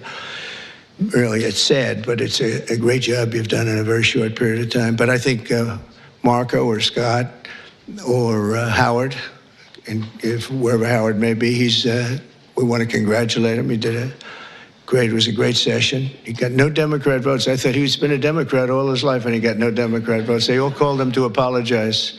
And, you know, honestly, that shouldn't be. But he got approved yesterday. But today I'm delighted to welcome America's governors to the White House. And I've known many of you for a long, long time.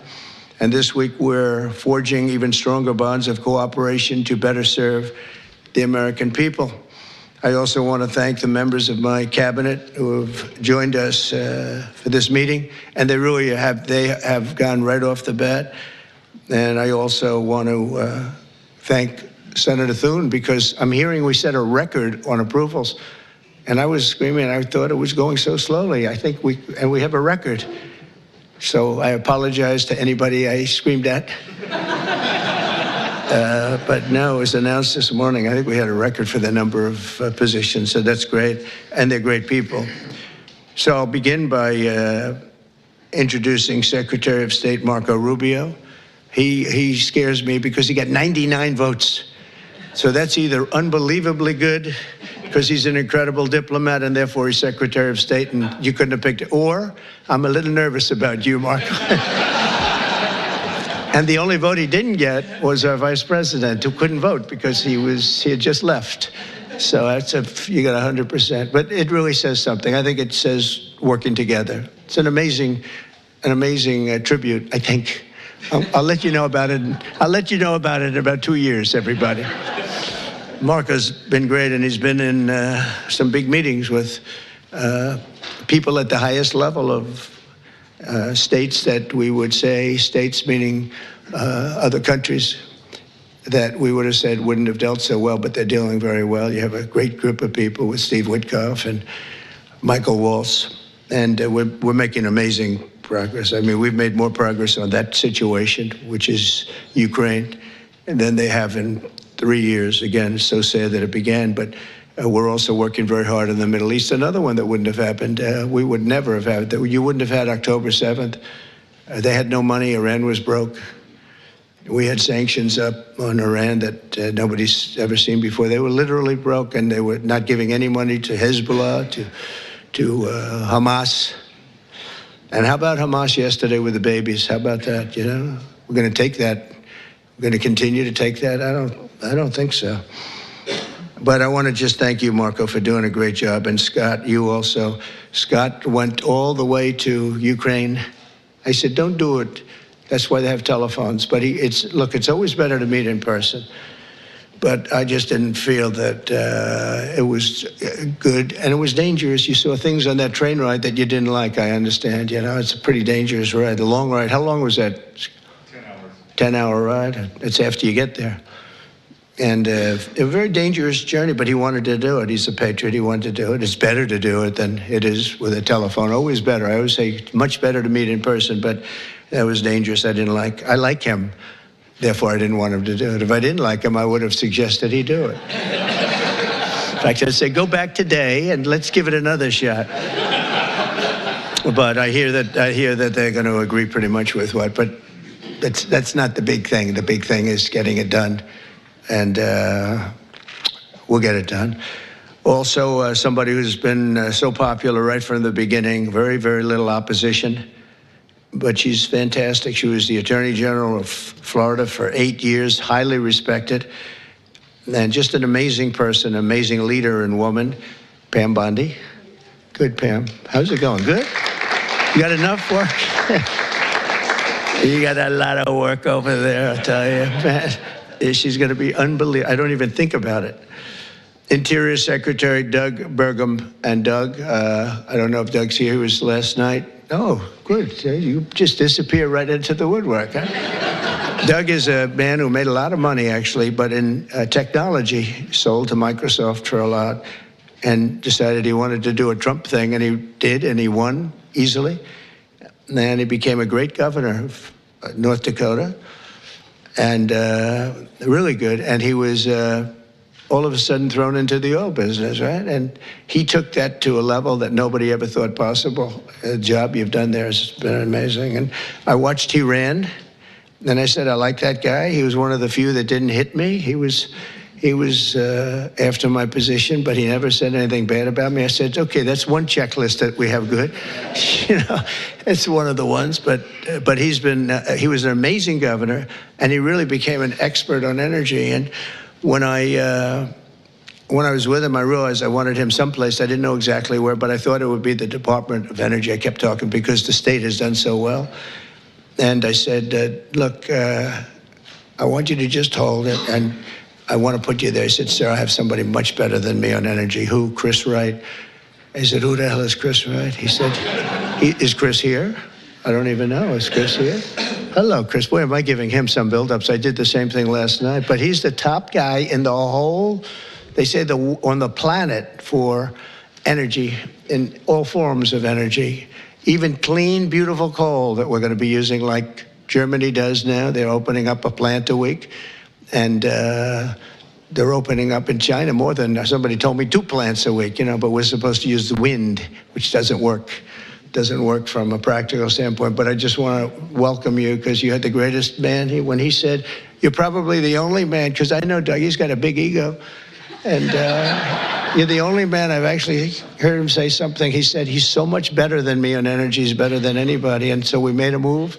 And you gave up a tremendous position to do this, and we want to thank you. But we have to get going because when we bring the energy costs down, we have more energy than anybody in the world. We just didn't use it. Can you imagine? Biden set us up in Venezuela instead of taking ours, so that we go to Venezuela where they'd have very heavy stuff, and we have the best stuff in the world. We have more liquid gold, and it's really great liquid gold too. We have more under our feet than anybody else. But we went to Venezuela to buy oil instead of taking it from our own land and, you know, drilling a little hole in the ground. About, how big is that hole? About a foot? About a foot, yeah. We drill a little tiny hole, and we could have taken it instead of all of the problems. And then we've made Venezuela strong again. You know, they've given them a lot of money. They never thought they were going to have so much money, and all the people are leaving. So you're going to have one guy sitting there with a lot of oil under his feet. That's not a good situation, but we're having talks about that whole mess. What a mess it was. That was another one that was done. He was ready to quit. He was going to be out. Marco, you know that better than anybody. Marco's been very staunch against what took place there. And we were going to have that in any form we wanted it. But Biden made them strong. It was the worst administration in history, and I say that with a lot of Democrats, but I think you believe it too. You can't say it, but you believe it. But I just want to thank you, and if you get those prices down, you know, that's what caused inflation, the energy. I mean, the spending, but I think even more so the energy. The energy went up. They stopped the oil leases. They stopped a lot of things that we were doing, and then they went back to what we were doing as much as they could because the prices were going through the roof. Remember that initial surge? It was brutal. And they went back. They let any rig. They let any rig that we had up just drill. You know, and they ended up doing similar numbers, but we wouldn't have been at those numbers. We would have been double or triple those numbers. Those were from years ago. But energy caused our problem. But I just want to thank you for recommending him. And what we've done is he's the head of Department of Energy. He's Department of the Interior. And it's really screwy because the Department of the Interior has all the energy other than some nuclear energy that you're in charge of. But he has all the energy, has all the land, all the great places, best. We have more than any other country in the world. And he's in charge of it. The problem is he can't drill. And he drills, but he has no land. So what do? We said, I have an idea. Let's merge them. So we merged them intellectually. I don't know if we did it legally, but we did it intellectually. So now he gives up the land and he gives up the drillers, and you're going crazy, right? You're going wild. And you'll do it beautifully, environmentally well, Lee. We'll make sure. But we have a lot of things, but we had to merge. I always wondered, why doesn't the Energy Department do more? They didn't do more because they don't have any energy. It's the craziest thing I've ever seen. We'll probably have to make maybe even a change in that, somehow merge them or do something, because it's pretty tremendous what you're going to be able to do. Agricultural Secretary Brooke Rollins, who's so fantastic, and she's been at the head of so many different things and loyal from the beginning. She even opened up when we had a rather shocking defeat. She opened up we call it an institute. I've never seen anybody raise money like her. She raised hundreds of millions of dollars on this fabulous thing. But I said, look, we want to win another race because I think it's really important to win twice. And I won 3 times, if you think about it. So but it's only the Republicans smile when I say it happens to be true. But Brooke has been amazing, and it was really tough because this last election, I go to a person and say, "Sir, I just gave you $10 million. Oh, where did you give it to?" I gave it to Brooke. You gave it to Brooke. She's spending it on policy. We don't have to worry about policy. We have to worry about getting elected, right? But Brooke is fantastic, and she's done such a good job, and she's make America great again, and top of the line, right? And she's gonna. And what I didn't know, and as soon as I found out, I said, "That's that." She studied. That's what she studied: agriculture. She knows everything about it, and she's going to be a fantastic secretary. And you'll do something with the eggs, because I'm hearing so much about eggs. You'll figure it out. You got to figure something out fast. But and we inherited all of the problems. At some point, a few months down the road, we won't be able to say it's so much us. But the big things, really, we can blame other people for, to allow criminals into our country at levels that nobody's ever seen before, to allow people from jails to have countries from all over the world be allowed to empty jails into an open border. They emptied jails and prisons, mental institutions, insane asylum, gang members, drug lords, drug people on drugs, people that are very sick. They allowed them to come into our country totally unchecked, unvetted. And right now we have a great gentleman, Tom Homan, who's doing an unbelievable job, and Kristi Noem. They're doing a great job, but it's something we should have never had to be done. And you see the levels of crime that these are serious. They make our criminals look nice, I'll tell you. That's the only thing we get out of it. Our criminals are very nice people by comparison. These are seriously tough people. The various gangs, whether it's MS-13 or the Venezuelan gangs, they're as tough as nobody's ever seen toughness like this. Secretary of Health and Human Services, nobody knows this particular gentleman. He sailed right through. I thought he'd get a lot of, I said, well, he's going to get a lot of Democrat votes, Ron. I said, he's going to be an easy one, right? I told Ron DeSantis, I said, this one's going to be so easy. He's going to get all those Democrat votes. I don't know. You thank goodness for the Republicans, right? Robert F. Kennedy Jr. And where is Bobby? Where is Bobby? So congratulations. Was that as easy as you thought? Just quit. Well, in the end, they all voted for him. He did pretty well. You got through. But, we have one stat that I quote, the autism stat. And you hear different numbers, but it's thousands. They say between 10 and 20,000. So if you go back 15 years ago, we had like nobody. It was 1 in 20,000. Now we have 1 in 34. Is that right? 34. So 34 or 36 kids have autism. And if you go back, I guess 18 years, that whenever that was done, it was 1 in 20,000. So we got from 20,000 to 34, 36. That's unbelievable. So there's something wrong. There's something wrong. We've done something wrong. There's something, you're going to figure it out. Maybe it's a spray that we spray all over the place that nobody else does. Other countries don't. The Pennsylvania Dutch, they don't do anything, and they're amazingly healthy. And he understands. He's working with Dr. Oz, who's a really smart guy. I know him very well. And those two guys are going to figure it out. They're also going to figure out why in the United States we pay $1,300 for a drug, one that we were talking about, and in London they pay Literally, they pay $200, even less. $88, I heard in one case yesterday. They pay $88, we pay $1,300 for the exact same drug from the exact same factory, from the same plant where it's made.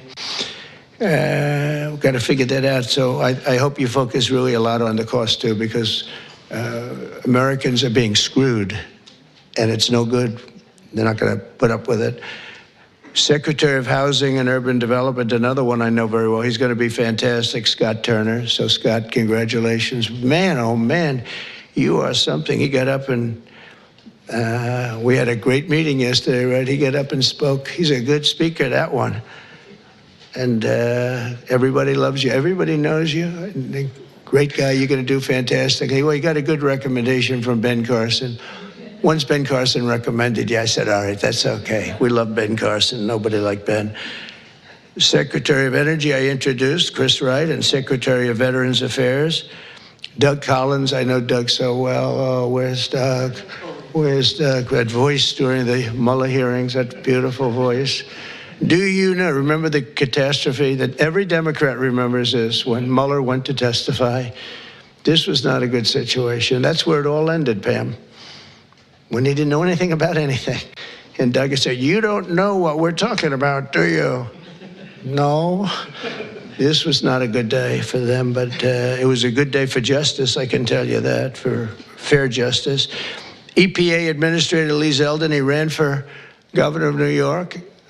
In theory, you have no chance, but actually, he almost won. It was a fantastic run, amazing run. And he's very smart. He was a congressman. He was fantastic on the hoax, the various hoaxes I had. I had a lot of hoaxes, so many I don't want to name them all. We don't have enough time. But he was always very strong, great lawyer, tremendous lawyer, and also a big believer in the environment and keeping it good and clean and healthy. And I just want to thank you for the job. And the only thing I ask is that you go speedily, because, you know, a lot of people use the whole process, the environmental impact process, to delay projects. We just want them to go quickly. And you can get the same answer in a matter of months as opposed to a matter of years. I feel so strongly, because people are coming in with tremendous amounts of money. I have been spoken to by yesterday I had Tim Cook in the office from Apple. He's investing hundreds of billions of dollars. I don't know, I hope he's announced it. Hope I didn't announce this, but what the hell? All I do is tell the truth. That's what he told me. Now he has to do it, right? So it's good. But he's investing hundreds of billions of dollars, and others too. We're going to have a lot of chip makers coming in, a lot of automakers coming in. They stopped 2 plants in Mexico. They were under construction, starting construction. They just stopped them. They're going to build here instead because they don't want to pay the tariffs. The tariffs are amazing. It's good. I said I got myself in a lot of trouble. I said it's my favorite word in the dictionary, the word tariff. It's such a beautiful word. And the fake news killed me. They said, what about love? What about God? What about family? And they said, I'm in trouble. I said, so now it's my 4th favorite word. I say, love, God, family. Just a couple of others I could add in there too, but it's my 4th favorite word. So, and OMB Director Russell Vogt. Thank you, Russell. You're going to be incredible. I know he took some hits, but I know how good he is, how honest he is, and he's fantastic with the numbers. And you're seeing these numbers coming out with the theft, right? And it's tremendous fraud, waste, and abuse, and all 3 of them. But I think the fraud is really the biggest. I think you're going to see it. You come out as soon as you can, I think, with your numbers, but because they're not explainable. They're not explainable. So I just, Russell, do a great job, that's all. SBA Administrator, small business. Now, small business is really big business. It's actually one of the biggest banks in the world. It sounds a little bit like, oh, small, little business. It is a massive, it is one big sucker, right? And Kelly Loeffler's here, so she's going to be incredible. And she's got an incredible husband, Jeff, who's one of the most important people in the world of finance. And he knows. He owns a thing called the New York Stock Exchange, so that's not so bad, right? And you have natural experience, but I think you're going to do great. And there's a lot of fraud in there from the past, with all the money that was handed out. It was, billions and billions of dollars. Director of National Intelligence, Tulsi Gabbard. Where's Tulsi? Is she here? Hi, Tulsi. I haven't really seen you. Good luck. Do well. Have fun.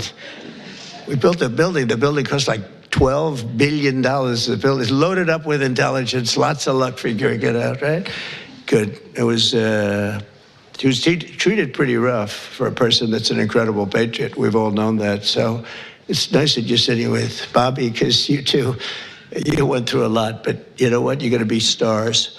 And over the past month, our new administration has taken unrelenting action to fix every single disaster that we inherited, and we inherited a lot of them, the border being, I think it's the most difficult one of all. The rest we can get fixed, including foreign countries that are doing things that they shouldn't be doing. And one of the reasons that we won the election by so much, because we won it in everywhere. We won the popular vote. We won the 7 swing states, all 7 by a lot.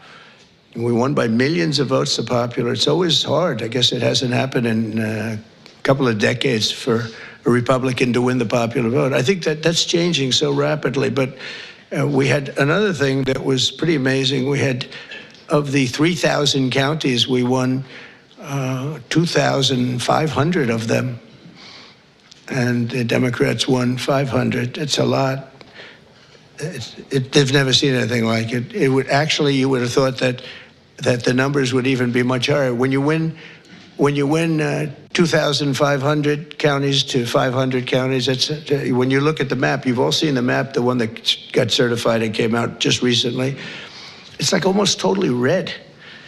And it's my honor. We're going to just work it out. But we've really become the party of common sense, and I think it's important. I think it's important for the Democrats' common sense, too. We're going to deal with you, and we're going to deal on a common sense basis. And I know a lot of you agree with a lot of the things. I don't know, sometimes you're not allowed to say it, unfortunately, but I think we'll be all better off if everybody says it. That includes Republicans saying the right things. So on day one, I declared a national emergency on our southern border to stop the invasion of our country, because we were being invaded.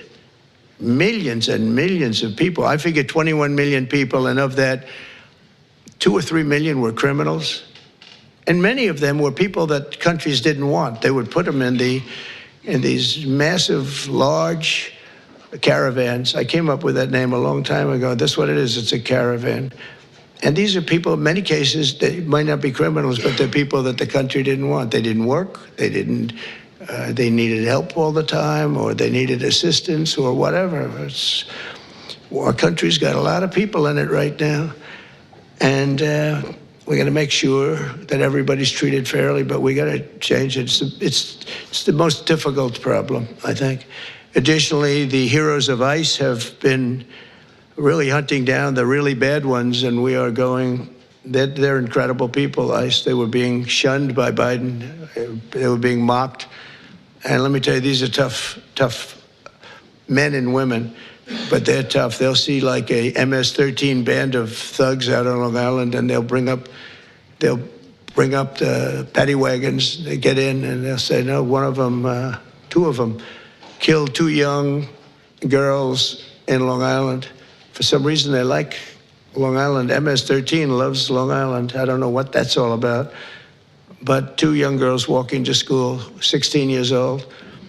In the morning, they were accosted by a group of MS-13 thugs, and they don't use guns as much. They use knives. They like using knives, and they cut them up, cut them into pieces, and left them, and killed them, cut them up into pieces, little pieces. And they used knives because it's more painful. And ICE went in. They have no fear of these guys. They went in and they just knocked the hell out of them. And they'll go into a pack. They call it a pack, not like a political pack. Political packs are slightly nicer. But a pack of these MS-13 people, or Trendy Aragua people from Venezuela, and they'll just walk in. It's all you'll see is fists going for 5 minutes, and then you'll see these guys walk out, and they got them between their legs, and they're bringing them getting them the hell out of the country. These are rough people that we have to deal with. But ICE is incredible. Border Patrol is incredible. Law enforcement, the people in law enforcement, we make their job so difficult by allowing people like this into our country. We just shouldn't do it. So I've just designated the group from Venezuela, Tren de Aragua, as a foreign terrorist organization. I mean, in Colorado, they went and other places, they literally take over. They're like me, they're in the real estate business. They take over real estate. And they literally take it over. They just claim it. And they tell tenants to get the hell out, and if you don't get out. They had one case where a guy called the cops, and they went in, you call the cops? Yes. And they cut off his fingers. He says, you don't call them anymore, you cut off the other fingers on your other hand. These are not nice people. But federal, state, and local cooperation has to be the backbone of border security. So I hope, as governors, I know all the Republicans are very much in tune with Tom Homan and Christie and everybody, but I hope everybody, because ultimately you want to get the criminals out of your state. And we're focusing on the really bad ones. We have 11,088 people that we know of that are murderers, that are actually murderers. And I can't imagine anybody wanting them in their state, whether you're a Republican or whether you're a Democrat or whatever you may be. I mean, we have many of them murdered more than one person, some murdered more than 5 people, and they're in our country. They let them out of jails. These were convicted people, and they let them out of jails because it's very expensive to have somebody in jail for a lifetime or whatever it might be. And they brought them in here. The American people expect every city and state to fully honor ICE detainer requests, and we hope they can, and to ensure the safe transfer of criminal aliens into federal custody for immediate removal from our country. You know, many of the countries said, we're not ever going to let them back. Under the Biden administration, I remember it's Venezuela, he's a tough guy, and others, they said, we're not letting them back. They're out of here, and you'll never bring them back. They're not coming into this country. And Biden said, oh, we can't bring them back. They won't take them. Well, we took them. And every single country now, you saw it with Colombia, you saw it with Venezuela. In fact, they actually offered to send planes to pick them up, and they'll pick them up so that we don't have to go through the expense of sending a plane. Is that correct, Marco? Even Marco couldn't believe that one. But they literally are sending planes to pick up these people. And they're rough people, and they're picking them up, and they're putting them in the planes. There's no excuse for any state attempting to aid and abet dangerous criminals, killers, drug dealers, really bad people who are violating federal law and violating the law by being in our country. To combat inflation, I declared a national energy emergency, and we had to do that. One of the things we've done is by doing that, we can go very quickly. You know, a lot of companies are coming in, but they need tremendous electricity, amounts of electricity. Who would have thought, Doug, right? But they need more electricity for AI than we have right now in the country. In other words, we have electricity now for the whole country. They need that just for that one industry. So they're coming in with, and we're going to be leading. We're now leading on that. We've really opened it up, and I hope it's good. But we opened it up, and we're leading China by a lot. But China's giving them tremendous electricity because they do whatever they want to do. But we're working with Lee. And I've told these people they're going to spend hundreds of billions, trillions of dollars, actually. So I need double the energy that we have right now, and even more than that, from what I'm understanding, which is hard to believe. In other words, take every car, everything, every building. We need, whatever it is, 100% of the energy. We need that amount just to be in the #1 position. And we need really more than that to really dominate, which I think we'll be dominating. But I told them, and they can't believe it, I said, we're going to get you quick approvals, and you're going to build your own electric plant so that you're going to create your own electricity when you build your plant, which will be massive. These are massive plants. But when you build your plant, we're going to let them build an electric generating plant where they build like a utility. In other words, instead of using Con Edison, like we have in New York, hello, Governor, nice to see you back there. And we do have Con Edison, and they don't do a bad job, actually. But, they could be a little cheaper with the price, perhaps, but they don't do bad. But we build our own utility. They can have their own utility. If they have any extra, they can put it onto the grid. But this way, they're not subject to a bad grid or a dangerous grid or a grid that gets taken out by bombs or war or anything else. So they actually couldn't believe it. They said, "You think you could get that approved?" "Yeah, I'll get that approved very quickly." They couldn't believe it, and they're so happy. And they're going to do some in Virginia, some big ones. But we're going to go, and this way, it's really a self-service. They just have this massive building with a large electric generating facility that'll be powered by natural gas, mostly. Some will use coal, some will use nuclear, clean coal. I only say clean coal, but some will use nuclear. They have their right to do it. None will use wind, because wind doesn't work. It's just terrible how an environmental person can like wind. It kills the birds. It's very expensive. It's 7, 8 times more expensive than other forms of energy. Every wind turbine in the country that goes up needs massive subsidies. It's really the only energy that needs subsidy, essentially. The solar's doing okay. So it's the only one. But to combat inflation, I declared that national energy emergency, and we're going to unleash the liquid gold under our feet to bring the prices way down. That's going to happen. And again, we're going to have a big part of that's going to be natural gas, which is very, very clean, and clean coal. We're going to do as many forms of energy as we can.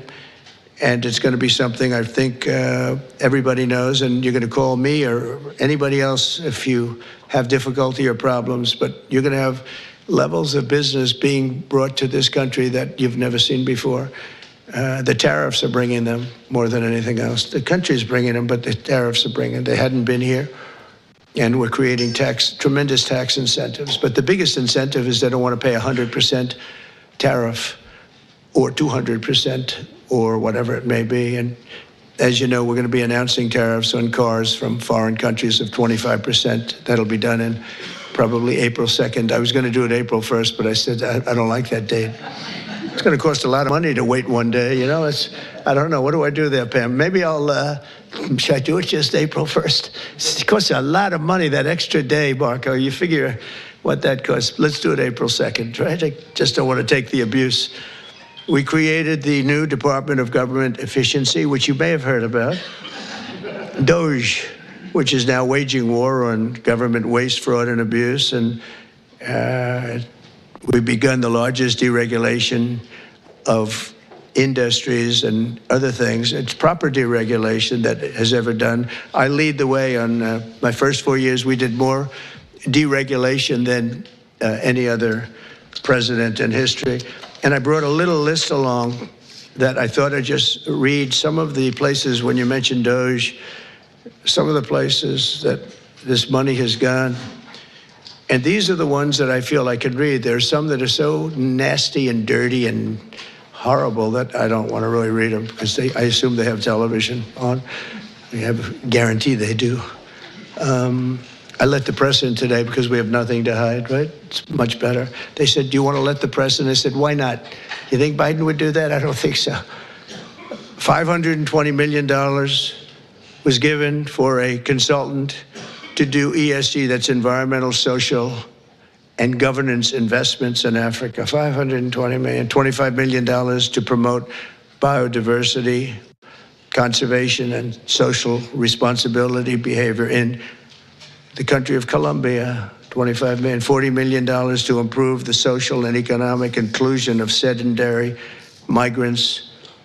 They have no place in particular they were thinking of. There is no location. The money was sent out, but they have no idea where it's going. $42 million for social and behavior changes in Uganda, and $10 million for Mozambique medical male circumcision. People that want to be or have to be circumcised in Mozambique. $14 million for improving public procurement in Serbia. $486 million to a consortium for elections and political process strengthening, which $22 million was for inclusive participatory political process in Moldova. And $21 million going to my friend, Prime Minister Modi in India, for voter turnout. We're giving 21 million for voter turnout in India. What about us? I want voter turnout too, Governor. $29 million to strengthen the political landscape in Bangladesh. Went to a firm that nobody ever heard of. Got 29 million. They got a check. Can you imagine you have a little firm, you get 10,000 here, 10,000 there. And then we get 29 million from the United States government. There are 2 people working in that firm. 2 people. I think they're very happy. They're very rich. They'll be on the cover of a very good business magazine pretty soon for being great scammers.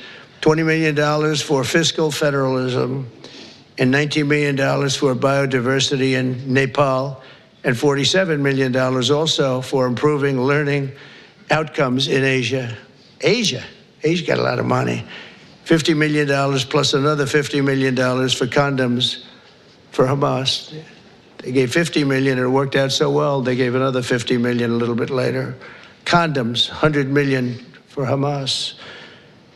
And we're also uncovering outrageous incompetence and fraud in the Social Security. And I read this last night, so Governor, you're going to be bored hearing this, but you know, you never get bored because it's not possible to even believe it.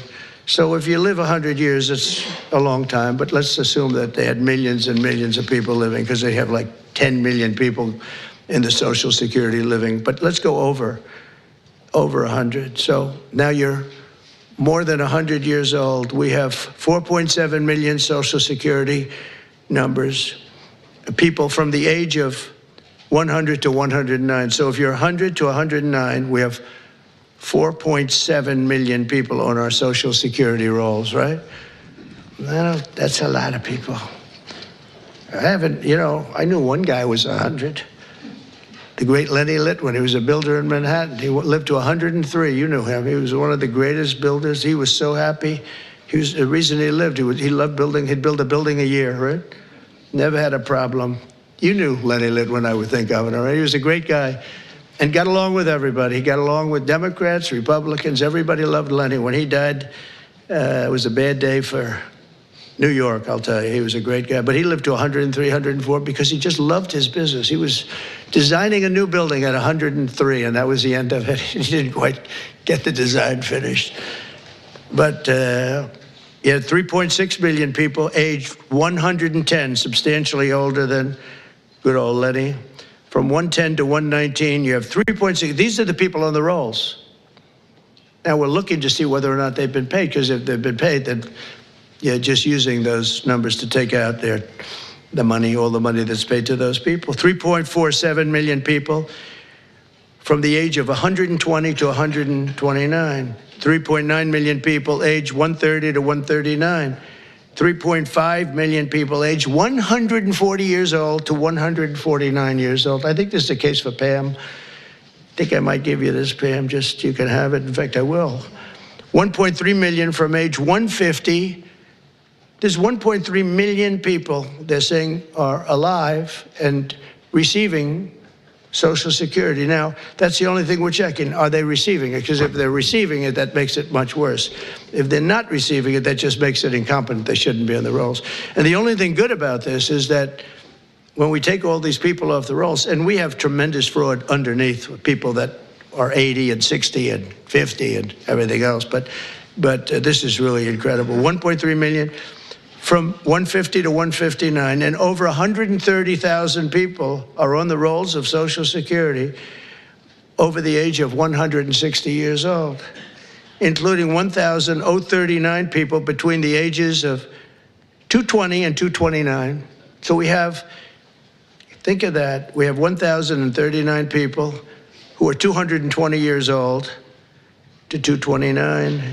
We have one person at 240 years old, and here's the beauty of them all. We have one person at 360, which is strange because the country is 250.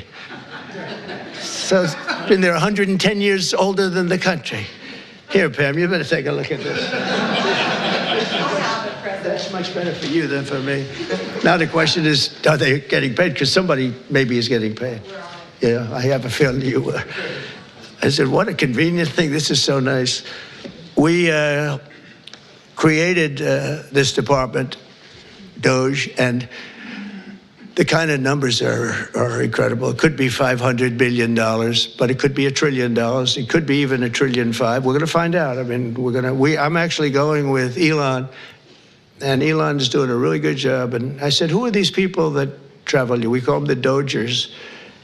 And I said, what are they? He said, they're generally young people with extremely high IQs who are very good with computers, because you have to be good with computers. So when one of these scammers talks and tries to tell them why it's perfect, they said, no, it doesn't work that way. You know, it's very hard to talk them out of something when they have you. But we're actually going to Fort Knox because I want to see, do we have the gold? Do we still have whatever it is, tons of gold? I hope we do. Wouldn't that be disappointing? Fort Knox, you grow up hearing about Fort Knox, you can't get in, you can't even see it, nobody sees it. You go there and the place is dry. Would that be terrible? There's another one. Maybe you should go with us to that one. But we're going to go in there pretty soon. They're going to open the doors to Fort Knox. If any governor would like to go with us, well, good. Do you want to go with us on that one, Ron? That could be good. Could be interesting. Can you imagine if we open it up and there's no gold? Well, I think there will be. For one reason, it's really heavy. You know, you steal or borrow gold, you got to be strong. So it's not like other things. But we're looking at everything. We have the largest deregulation campaign in history, and we are, again, I did more than anybody, but this blows it away. And for one, every time we put in a new regulation, we're not allowed to put it in unless we terminate 10 old regulations. So it's 1 in 10. We did 1 in 7 in my last administration, and the problem is some of them were put back, foolishly put back. There was no reason for them. So if you truly want a turbocharged economy, you have to do that, and you have to get rid of the regulations. I think one of the reasons before COVID, and we did a great job with COVID and it was a hell of a thing for all of us, everybody here, but some countries will actually never recover for what they went through. But we ended up giving back. When we turned over the reins, the stock market was higher than just previous to COVID coming in, which was an amazing achievement. But we were, just prior to that, I would never forget, I was sitting down with 2 consultants, the 2 great pollsters. They said, sir, this economy is so good. We're the greatest economy in the history of the world. We were doubling up China. I was also charging China hundreds of billions of dollars in tariffs, which no president charged them anything, but they were killing us. But we were beating everybody. Everybody said that in 2018, China was going to overtake us as the biggest economy in the world. And by the time I got finished, we were so much bigger than China, and we still are now. But another 4 years like we had just passed, you will have China being much bigger than you. There's no reason. If we have a smart president, there's no way that they should ever be able to catch us. But this pollster said to me, sir, if Abraham Lincoln and George Washington came back from the dead and they ran as president and vice president, they'd never be able to beat you. I said, thank you very much. The next day I go into my office and a group of scientists are sitting there. Sir, would like to tell you there's something very bad happening in China. There's dead bodies all over the place. And that's the first time I heard the word pandemic in a long time. And that's where it started. And you know where they were? All around the Wuhan lab. That's why from day one, I was saying, they had little slits like this. You saw them from the air, from space. And they were just little slits, but they were body bags. They were black body bags all over, so many. And that's where it came from. One other thing, just before we leave, I think you should do this. For my safety and security and for the good of our nation, you should do it anyway, regardless, even if it costs 10 times more, but it actually costs you just a tiny fraction. If you went to paper ballots and you're voting, and I would hope that every Republican would, so it costs exactly 8% of what the machines cost. These machines, they got something going. They get business. It's amazing. So paper ballots, and paper is very sophisticated today. Paper, it's called watermark. It's impossible to copy, impossible to cheat. It's actually hard to believe that a piece of paper is highly sophisticated, but it's watermark, and it's it's amazing actually when you see it. You can't cheat. But if you went to paper ballots and same-day voting, and if you went to voter ID, and also one other thing, you want a proof of citizenship, those four things: proof of citizenship, voter ID, paper ballots, one-day voting. And if you went to 2-day voting or 3-day voting, but some of these states, you had 64 days. You know, California just finished up just a short while ago. They were voting a week and a half ago. They're trying to finish them up. And other states, too. They were weeks after the election. I mean, if that were a close election, you'd have to wait for weeks and weeks and weeks. You got finished fast, Brian. Thank you for your help. We did very well in Georgia. That was very nice. But some of these states, if you had a close election, you wouldn't know who won. And then, you know, once that happens, then you really never know who won. But you would save tens of millions of dollars. Forgetting about right, wrong, and security, safety, our country, our Constitution, and all of this. Number one, you'd have a much safer election. Number two, everybody, you'd know the results of your election by 10 o'clock. Everybody, it's a beautiful system. It's boxes of 5,000, boom, boom. And you can go and examine each box. It's so simple and so good. I did ask Elon, because he knows more about computers than anybody I know. I said, what do you think of the voting system? He said, computers are not meant for voting. It's just not it's too many transactions taking place too quickly. It's just not, he said, honestly, and I've gone to the best people, the smartest computer minds from MIT, from others. My uncle was a professor for 41 years at MIT, and a brilliant guy, and I got to know a lot of the people up there. And they will tell you that the most secure way that you can secure the election, and probably the fastest way, because there can be very little hanky-panky, is paper ballots. Can you believe it? So I hope, Sarah, that certainly the Republican governors, but if you want to save a lot of money, you go to paper ballots. It'll cost you 8% of what the costs are now. And that's based on a good deal for machines. And then when you go through the days and weeks and months of waiting, France had mail-in ballots. Anytime you have mail-in ballots, you're going to have fraud, without question. And France had it, and they went back to paper ballots. And I saw their election, and their election was over at 9 o'clock, and their numbers came in at 10:05. And there were no complaints. They had a winner, they had a loser, 39 million votes, and it was done. We're one of the only people that has now mail-in voting, one of the only countries that has mail-in voting. Remember Jimmy Carter when he did a commission, and I think they had Scoop Jackson, they had some, at the time, big senators, and their conclusion was, if you have mail-in voting, you're going to have massive fraud. And we had it in New York with the congressional race. Remember the congressional race? It took them forever like 6 months later, they declared, who was it, Jerry Nadler or somebody? They declared him the winner, 6 months later. But it was somebody. Oh, no, it was the woman, the congressman. I won't mention her name. But she won. But she didn't win, and it was really very sad to see that whole thing. Democrat, that was a Democrat and a Democrat. That was a primary, but they had the mail-in voting. It's just a disaster. So it's very, very expensive. If you want to save money, if you really believe that the computers work, which they don't, but if you want to save a lot of money, all you have to do is go to paper ballots, and you'll be cutting it down by millions and millions of dollars. So America will take off like a rocket ship. You're going to see things. It's so great for the governors. And Democrat governors are going to have, you're going to get the benefit of this. You're going to be opening up plants, and you're going to be, I hope we have enough people. We're going to and we want people to come into our country, by the way, I do, but they have to come in legally. So we need people in the country, but they have to come in legally. 2 weeks ago, I signed an executive order banning men from playing in women's sports. Many Democrats are fighting me on that. I hope you continue, because you'll never win another race.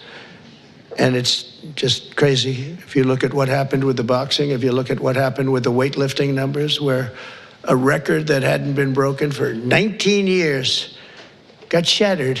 But, they put up an eighth of an ounce here, an eighth of an ounce there, and it's 218 pounds or whatever, a lot. And hadn't been broken in 19 years. And then guy walks up who transitioned. He transitioned, and he knocked out that record by about 100 pounds. That will be a record not going to be broken again in a long. So we put a ban on it, and to protect women. I mean, the women, if you watch the Olympics, you had two transitioned people that were fighting in the women's boxing. They have women's boxing category, and if you saw that, it was brutal. What happened to the Italian woman was a really good boxer. After one punch, she said, no more. I've never been hit. It was a left. It was not even it was just a left jab. She got hit so hard, she said, I can't do it. They forced her to go out. No, go out again. You'll do it. Goes out again, gets hit again. No, that's it. She didn't want to die, and it's crazy, but the NCAA has complied immediately, by the way. That's good. But I understand Maine. Is the Maine here, the governor of Maine? Down here, Are you not going to comply with it? I'm complying with state and federal laws. We are the federal law. Well, you better do it. You better do it because you're not going to get any federal funding at all if you don't. And by the way, your population, even though it's somewhat liberal, although I did very well there, your population doesn't want men playing in women's sports. So you better comply because otherwise you're not getting any federal funding. See you in court. Every state, good, I'll see you in court. I look forward to that. That should be a real easy one. And enjoy your life after governor because I don't think you'll be in elected politics. Every state has a responsibility to comply with Title IX. They have an obligation, a legal obligation. And we'll be enforcing aggressively, and we're going to be protecting our citizens. We're going to protect. So just to end, this administration has been fighting for parents' rights and universal school choice. We want to do something that I think many people in this room want, and even if you don't, I think you do want it, but you might not be able to say it. We want to move the schools back to the states so that Iowa and South Carolina and Georgia and all these states can run your own school system. And you'll do a fantastic job, Kim. You're going to do great. I mean, I use your example because you're so much into the education, done a great job with school choice. And you'll do your school choice. That'll be the easy thing.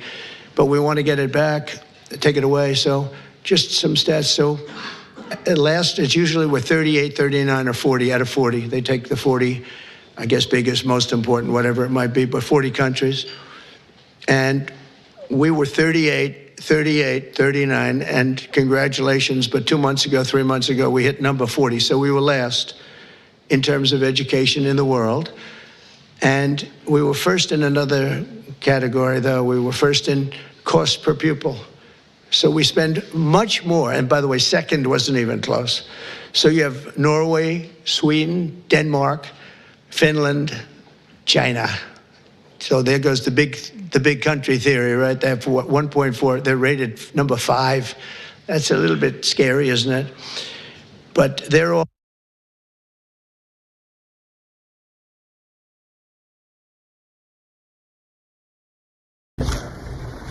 Hi. Good morning. Good morning. Welcome, Mr. President. It's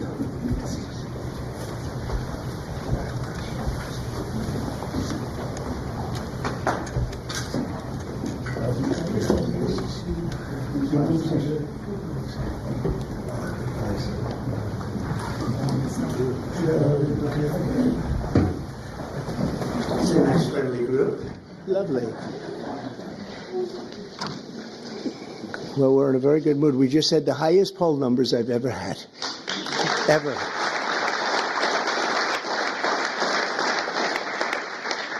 And actually a record for a Republican. Now, I don't know about have they checked the Democrats too, but we have a record so far for a Republican. Now it's 4 weeks.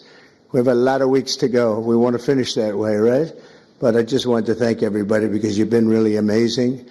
The job you've done has been incredible in terms of this 4-week period. It's been a very somewhat historic 4 weeks, and we have a couple of things in the works. We're negotiating with Russia, Ukraine, trying to get that horrible situation over with. It's terrible. It's just so terrible. I see pictures that you fortunately don't get to see. You don't want to see them. And that is a killing field.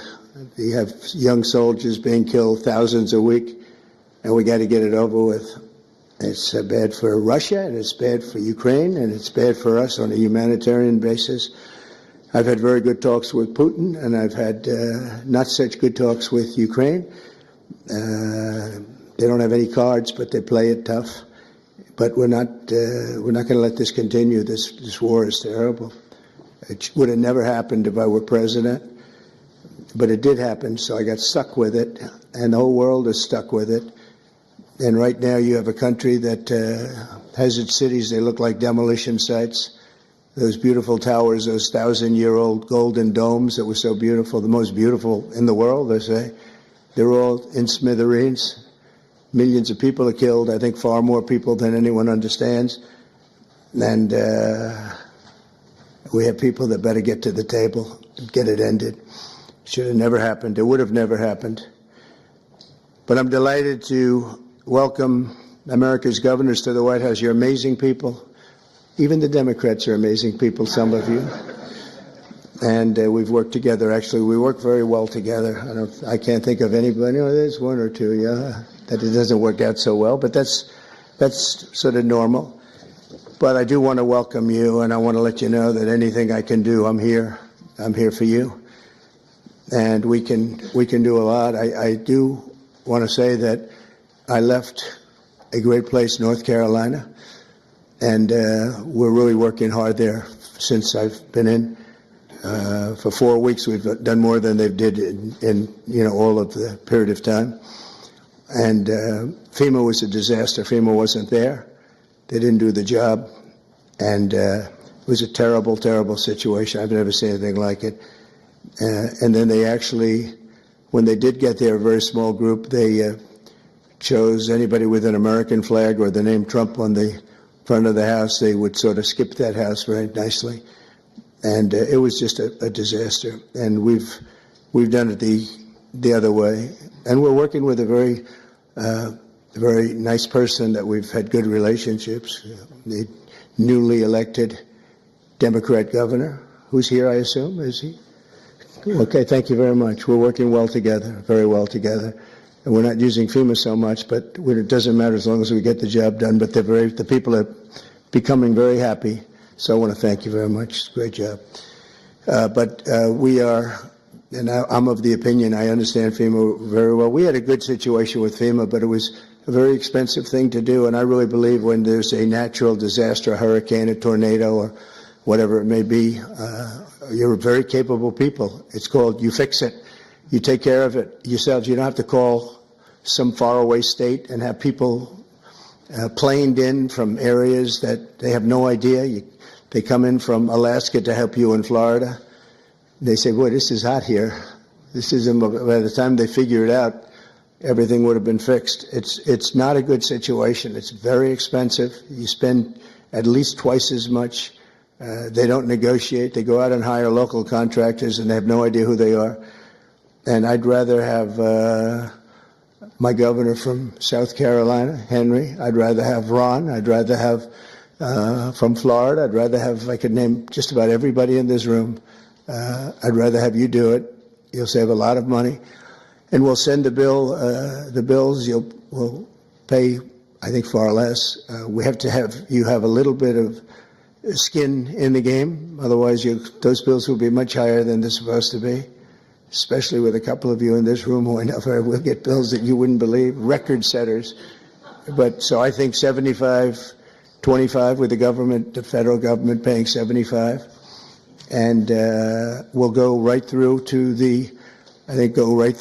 probably either go through Commerce, maybe go through Marco, because Marco's very good with money. I don't think I'm going to give them to the environmental gentleman, Lee Zeldin here, because Lee's going to say, what's this all about, huh? They gave me this too. You have found some big stuff, by the way, some big fraud. You have, as he said, this one's not even explainable. We're talking about billions of dollars, so great job, Lee. Really, it's sad, but it's a great job you've done in a very short period of time. But I think Marco or Scott or Howard, and if wherever Howard may be, we want to congratulate him. He did a great, it was a great session. He got no Democrat votes. I thought he's been a Democrat all his life and he got no Democrat votes. They all called him to apologize. And, you know, honestly, that shouldn't be. But he got approved yesterday. But today I'm delighted to welcome America's governors to the White House. And I've known many of you for a long, long time. And this week we're forging even stronger bonds of cooperation to better serve the American people. I also want to thank the members of my cabinet who have joined us for this meeting, and they really have gone right off the bat. And I also want to thank Senator Thune, because I'm hearing we set a record on approvals, and I was screaming. I thought it was going so slowly. I think we have a record. So I apologize to anybody I screamed at. But no, it was announced this morning. I think we had a record for the number of positions, so that's great, and they're great people. So I'll begin by introducing Secretary of State Marco Rubio. He scares me because he got 99 votes. So that's either unbelievably good, because he's an incredible diplomat and therefore he's Secretary of State and you couldn't have picked it, or I'm a little nervous about you, Marco. And the only vote he didn't get was our vice president, who couldn't vote because he had just left. So you got 100%. But it really says something. I think it says working together. It's an amazing tribute, I think. I'll let you know about it. I'll let you know about it in about 2 years, everybody. Marco's been great, and he's been in some big meetings with people at the highest level of states that we would say, states meaning other countries that we would have said wouldn't have dealt so well, but they're dealing very well. You have a great group of people with Steve Witkoff and Michael Waltz, and we're making amazing progress. I mean, we've made more progress on that situation, which is Ukraine, than they have in 3 years. Again, it's so sad that it began, but we're also working very hard in the Middle East. Another one that wouldn't have happened, we would never have had, you wouldn't have had October 7th. They had no money. Iran was broke. We had sanctions up on Iran that nobody's ever seen before. They were literally broke, and they were not giving any money to Hezbollah, to Hamas. And how about Hamas yesterday with the babies? How about that? You know, we're going to take that. We're going to continue to take that. I don't think so. But I want to just thank you, Marco, for doing a great job. And Scott, you also. Scott went all the way to Ukraine. I said, don't do it. That's why they have telephones. But it's always better to meet in person. But I just didn't feel that it was good. And it was dangerous. You saw things on that train ride that you didn't like, I understand. You know, it's a pretty dangerous ride, a long ride. How long was that? 10 hours. 10-hour ride. It's after you get there. And a very dangerous journey, but he wanted to do it. He's a patriot. He wanted to do it. It's better to do it than it is with a telephone. Always better. I always say much better to meet in person, but that was dangerous. I like him. Therefore, I didn't want him to do it. If I didn't like him, I would have suggested he do it. In fact, I'd say, go back today and let's give it another shot. But I hear that they're going to agree pretty much with what, but that's not the big thing. The big thing is getting it done. And we'll get it done. Also, somebody who's been so popular right from the beginning, very, very little opposition, but she's fantastic. She was the Attorney General of Florida for 8 years, highly respected, and just an amazing person, amazing leader and woman, Pam Bondi. Good, Pam. How's it going? Good? You got enough work? You got a lot of work over there, I'll tell you, man. She's going to be unbelievable. I don't even think about it. Interior Secretary Doug Burgum. And Doug, I don't know if Doug's here. He was last night. Oh, good. You just disappear right into the woodwork, huh? Doug is a man who made a lot of money, actually, but in technology, sold to Microsoft for a lot, and decided he wanted to do a Trump thing, and he did, and he won easily.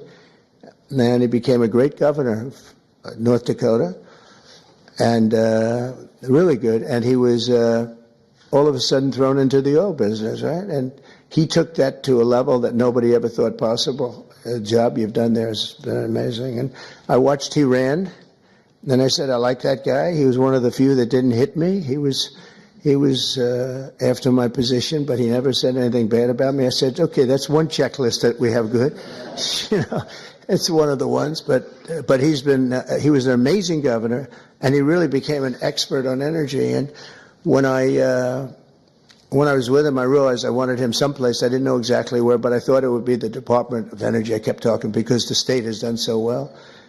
And I said, look, I want you to just hold it, and I want to put you there. He said, sir, I have somebody much better than me on energy. Who? Chris Wright. I said, who the hell is Chris Wright? He said, is Chris here? I don't even know. Is Chris here? Hello, Chris. Boy, am I giving him some build-ups. I did the same thing last night. But he's the top guy in the whole, they say, on the planet for energy, in all forms of energy, even clean, beautiful coal that we're going to be using like Germany does now. They're opening up a plant a week. And they're opening up in China more than, somebody told me, 2 plants a week, you know, but we're supposed to use the wind, which doesn't work. Doesn't work from a practical standpoint. But I just want to welcome you because you had the greatest man. When he said, you're probably the only man, because I know Doug, he's got a big ego. And you're the only man I've actually heard him say something. He said, he's so much better than me on energy, he's better than anybody. And so we made a move. And you gave up a tremendous position to do this, and we want to thank you. But we have to get going because when we bring the energy costs down, we have more energy than anybody in the world. We just didn't use it. Can you imagine? Biden set us up in Venezuela instead of taking ours, so that we go to Venezuela where they'd have very heavy stuff, and we have the best stuff in the world. We have more liquid gold, and it's really great liquid gold too. We have more under our feet than anybody else. But we went to Venezuela to buy oil instead of taking it from our own land and, you know, drilling a little hole in the ground. About, how big is that hole? About a foot? About a foot, yeah. We drill a little tiny hole, and we could have taken it instead of all of the problems. And then we made Venezuela strong again. You know, they've given them a lot of money. They never thought they were going to have so much money, and all the people are leaving. So you're going to have one guy sitting there with a lot of oil under his feet. That's not a good situation, but we're having talks about that whole mess. What a mess it was. That was another one that was done. He was ready to quit. He was going to be out. Marco, you know that better than anybody. Marco's been very staunch against what took place there. And we were going to have that in any form we wanted it. But Biden made them strong. It was the worst administration in history, and I say that with a lot of Democrats, but I think you believe it too. You can't say it, but you believe it. But I just want to thank you, and if you get those prices down, you know, that's what caused inflation, the energy, I mean, the spending, but I think even more so the energy. The energy went up. They stopped the oil leases. They stopped a lot of things that we were doing, and then they went back to what we were doing as much as they could because the prices were going through the roof. Remember that initial surge? It was brutal. And they went back. They let any rig that we had up just drill, you know, and they ended up doing similar numbers, but we wouldn't have been at those numbers. We would have been double or triple those numbers. Those were from years ago. But energy caused our problem. But I just want to thank you for recommending him. And what we've done is he's the head of Department of Energy. He's Department of the Interior. And it's really screwy because the Department of the Interior has all the energy other than some nuclear energy that you're in charge of. But here's all the energy, here's all the land, all the great places, best. We have more than any other country in the world. And he's in charge of it. The problem is he can't drill. And he drills, but he has no land. So what do? We said, I have an idea, let's merge them. So we merged them intellectually. I don't know if we did it legally, but we did it intellectually. So now he gives up the land and he gives up the drillers, and you're going crazy, right? You're going wild, and you'll do it beautifully, environmentally well, Lee. We'll make sure. But we have a lot of things, but we had a merge. I always wondered, why doesn't the Energy Department do more? And they didn't do more because they don't have any energy. It's the craziest thing I've ever seen. We'll probably have to make maybe even a change in that, you know, somehow merge them or do something, because it's pretty tremendous what you're going to be able to do. Agricultural Secretary Brooke Rollins, who's so fantastic, and she's been at the head of so many different things and loyal from the beginning. She even opened up when we had a rather shocking defeat. She opened up we call it an institute. I've never seen anybody raise money like her. She raised hundreds of millions of dollars on this fabulous thing. But I said, look, we want to win another race because I think it's really important to win twice. And I won 3 times, if you think about it. So but it's only the Republicans smile when I say it happens to be true. But Brooke has been amazing, and it was really tough because this last election, I go to a person and say, sir, I just gave you $10 million. Oh, where did you give it to? I gave it to Brooke. You gave it to Brooke. She's spending it on policy. We don't have to worry about policy. We have to worry about getting elected, right? But Brooke is fantastic, and she's done such a good job, and she's Make America Great Again, top of the line, right? And she's gonna. And what I didn't know, and as soon as I found out, I said, "That's that." She studied. That's what she studied: agriculture. She knows everything about it, and she's going to be a fantastic secretary. And you'll do something with the eggs, because I'm hearing so much about eggs. You'll figure it out. You got to figure something out fast. But and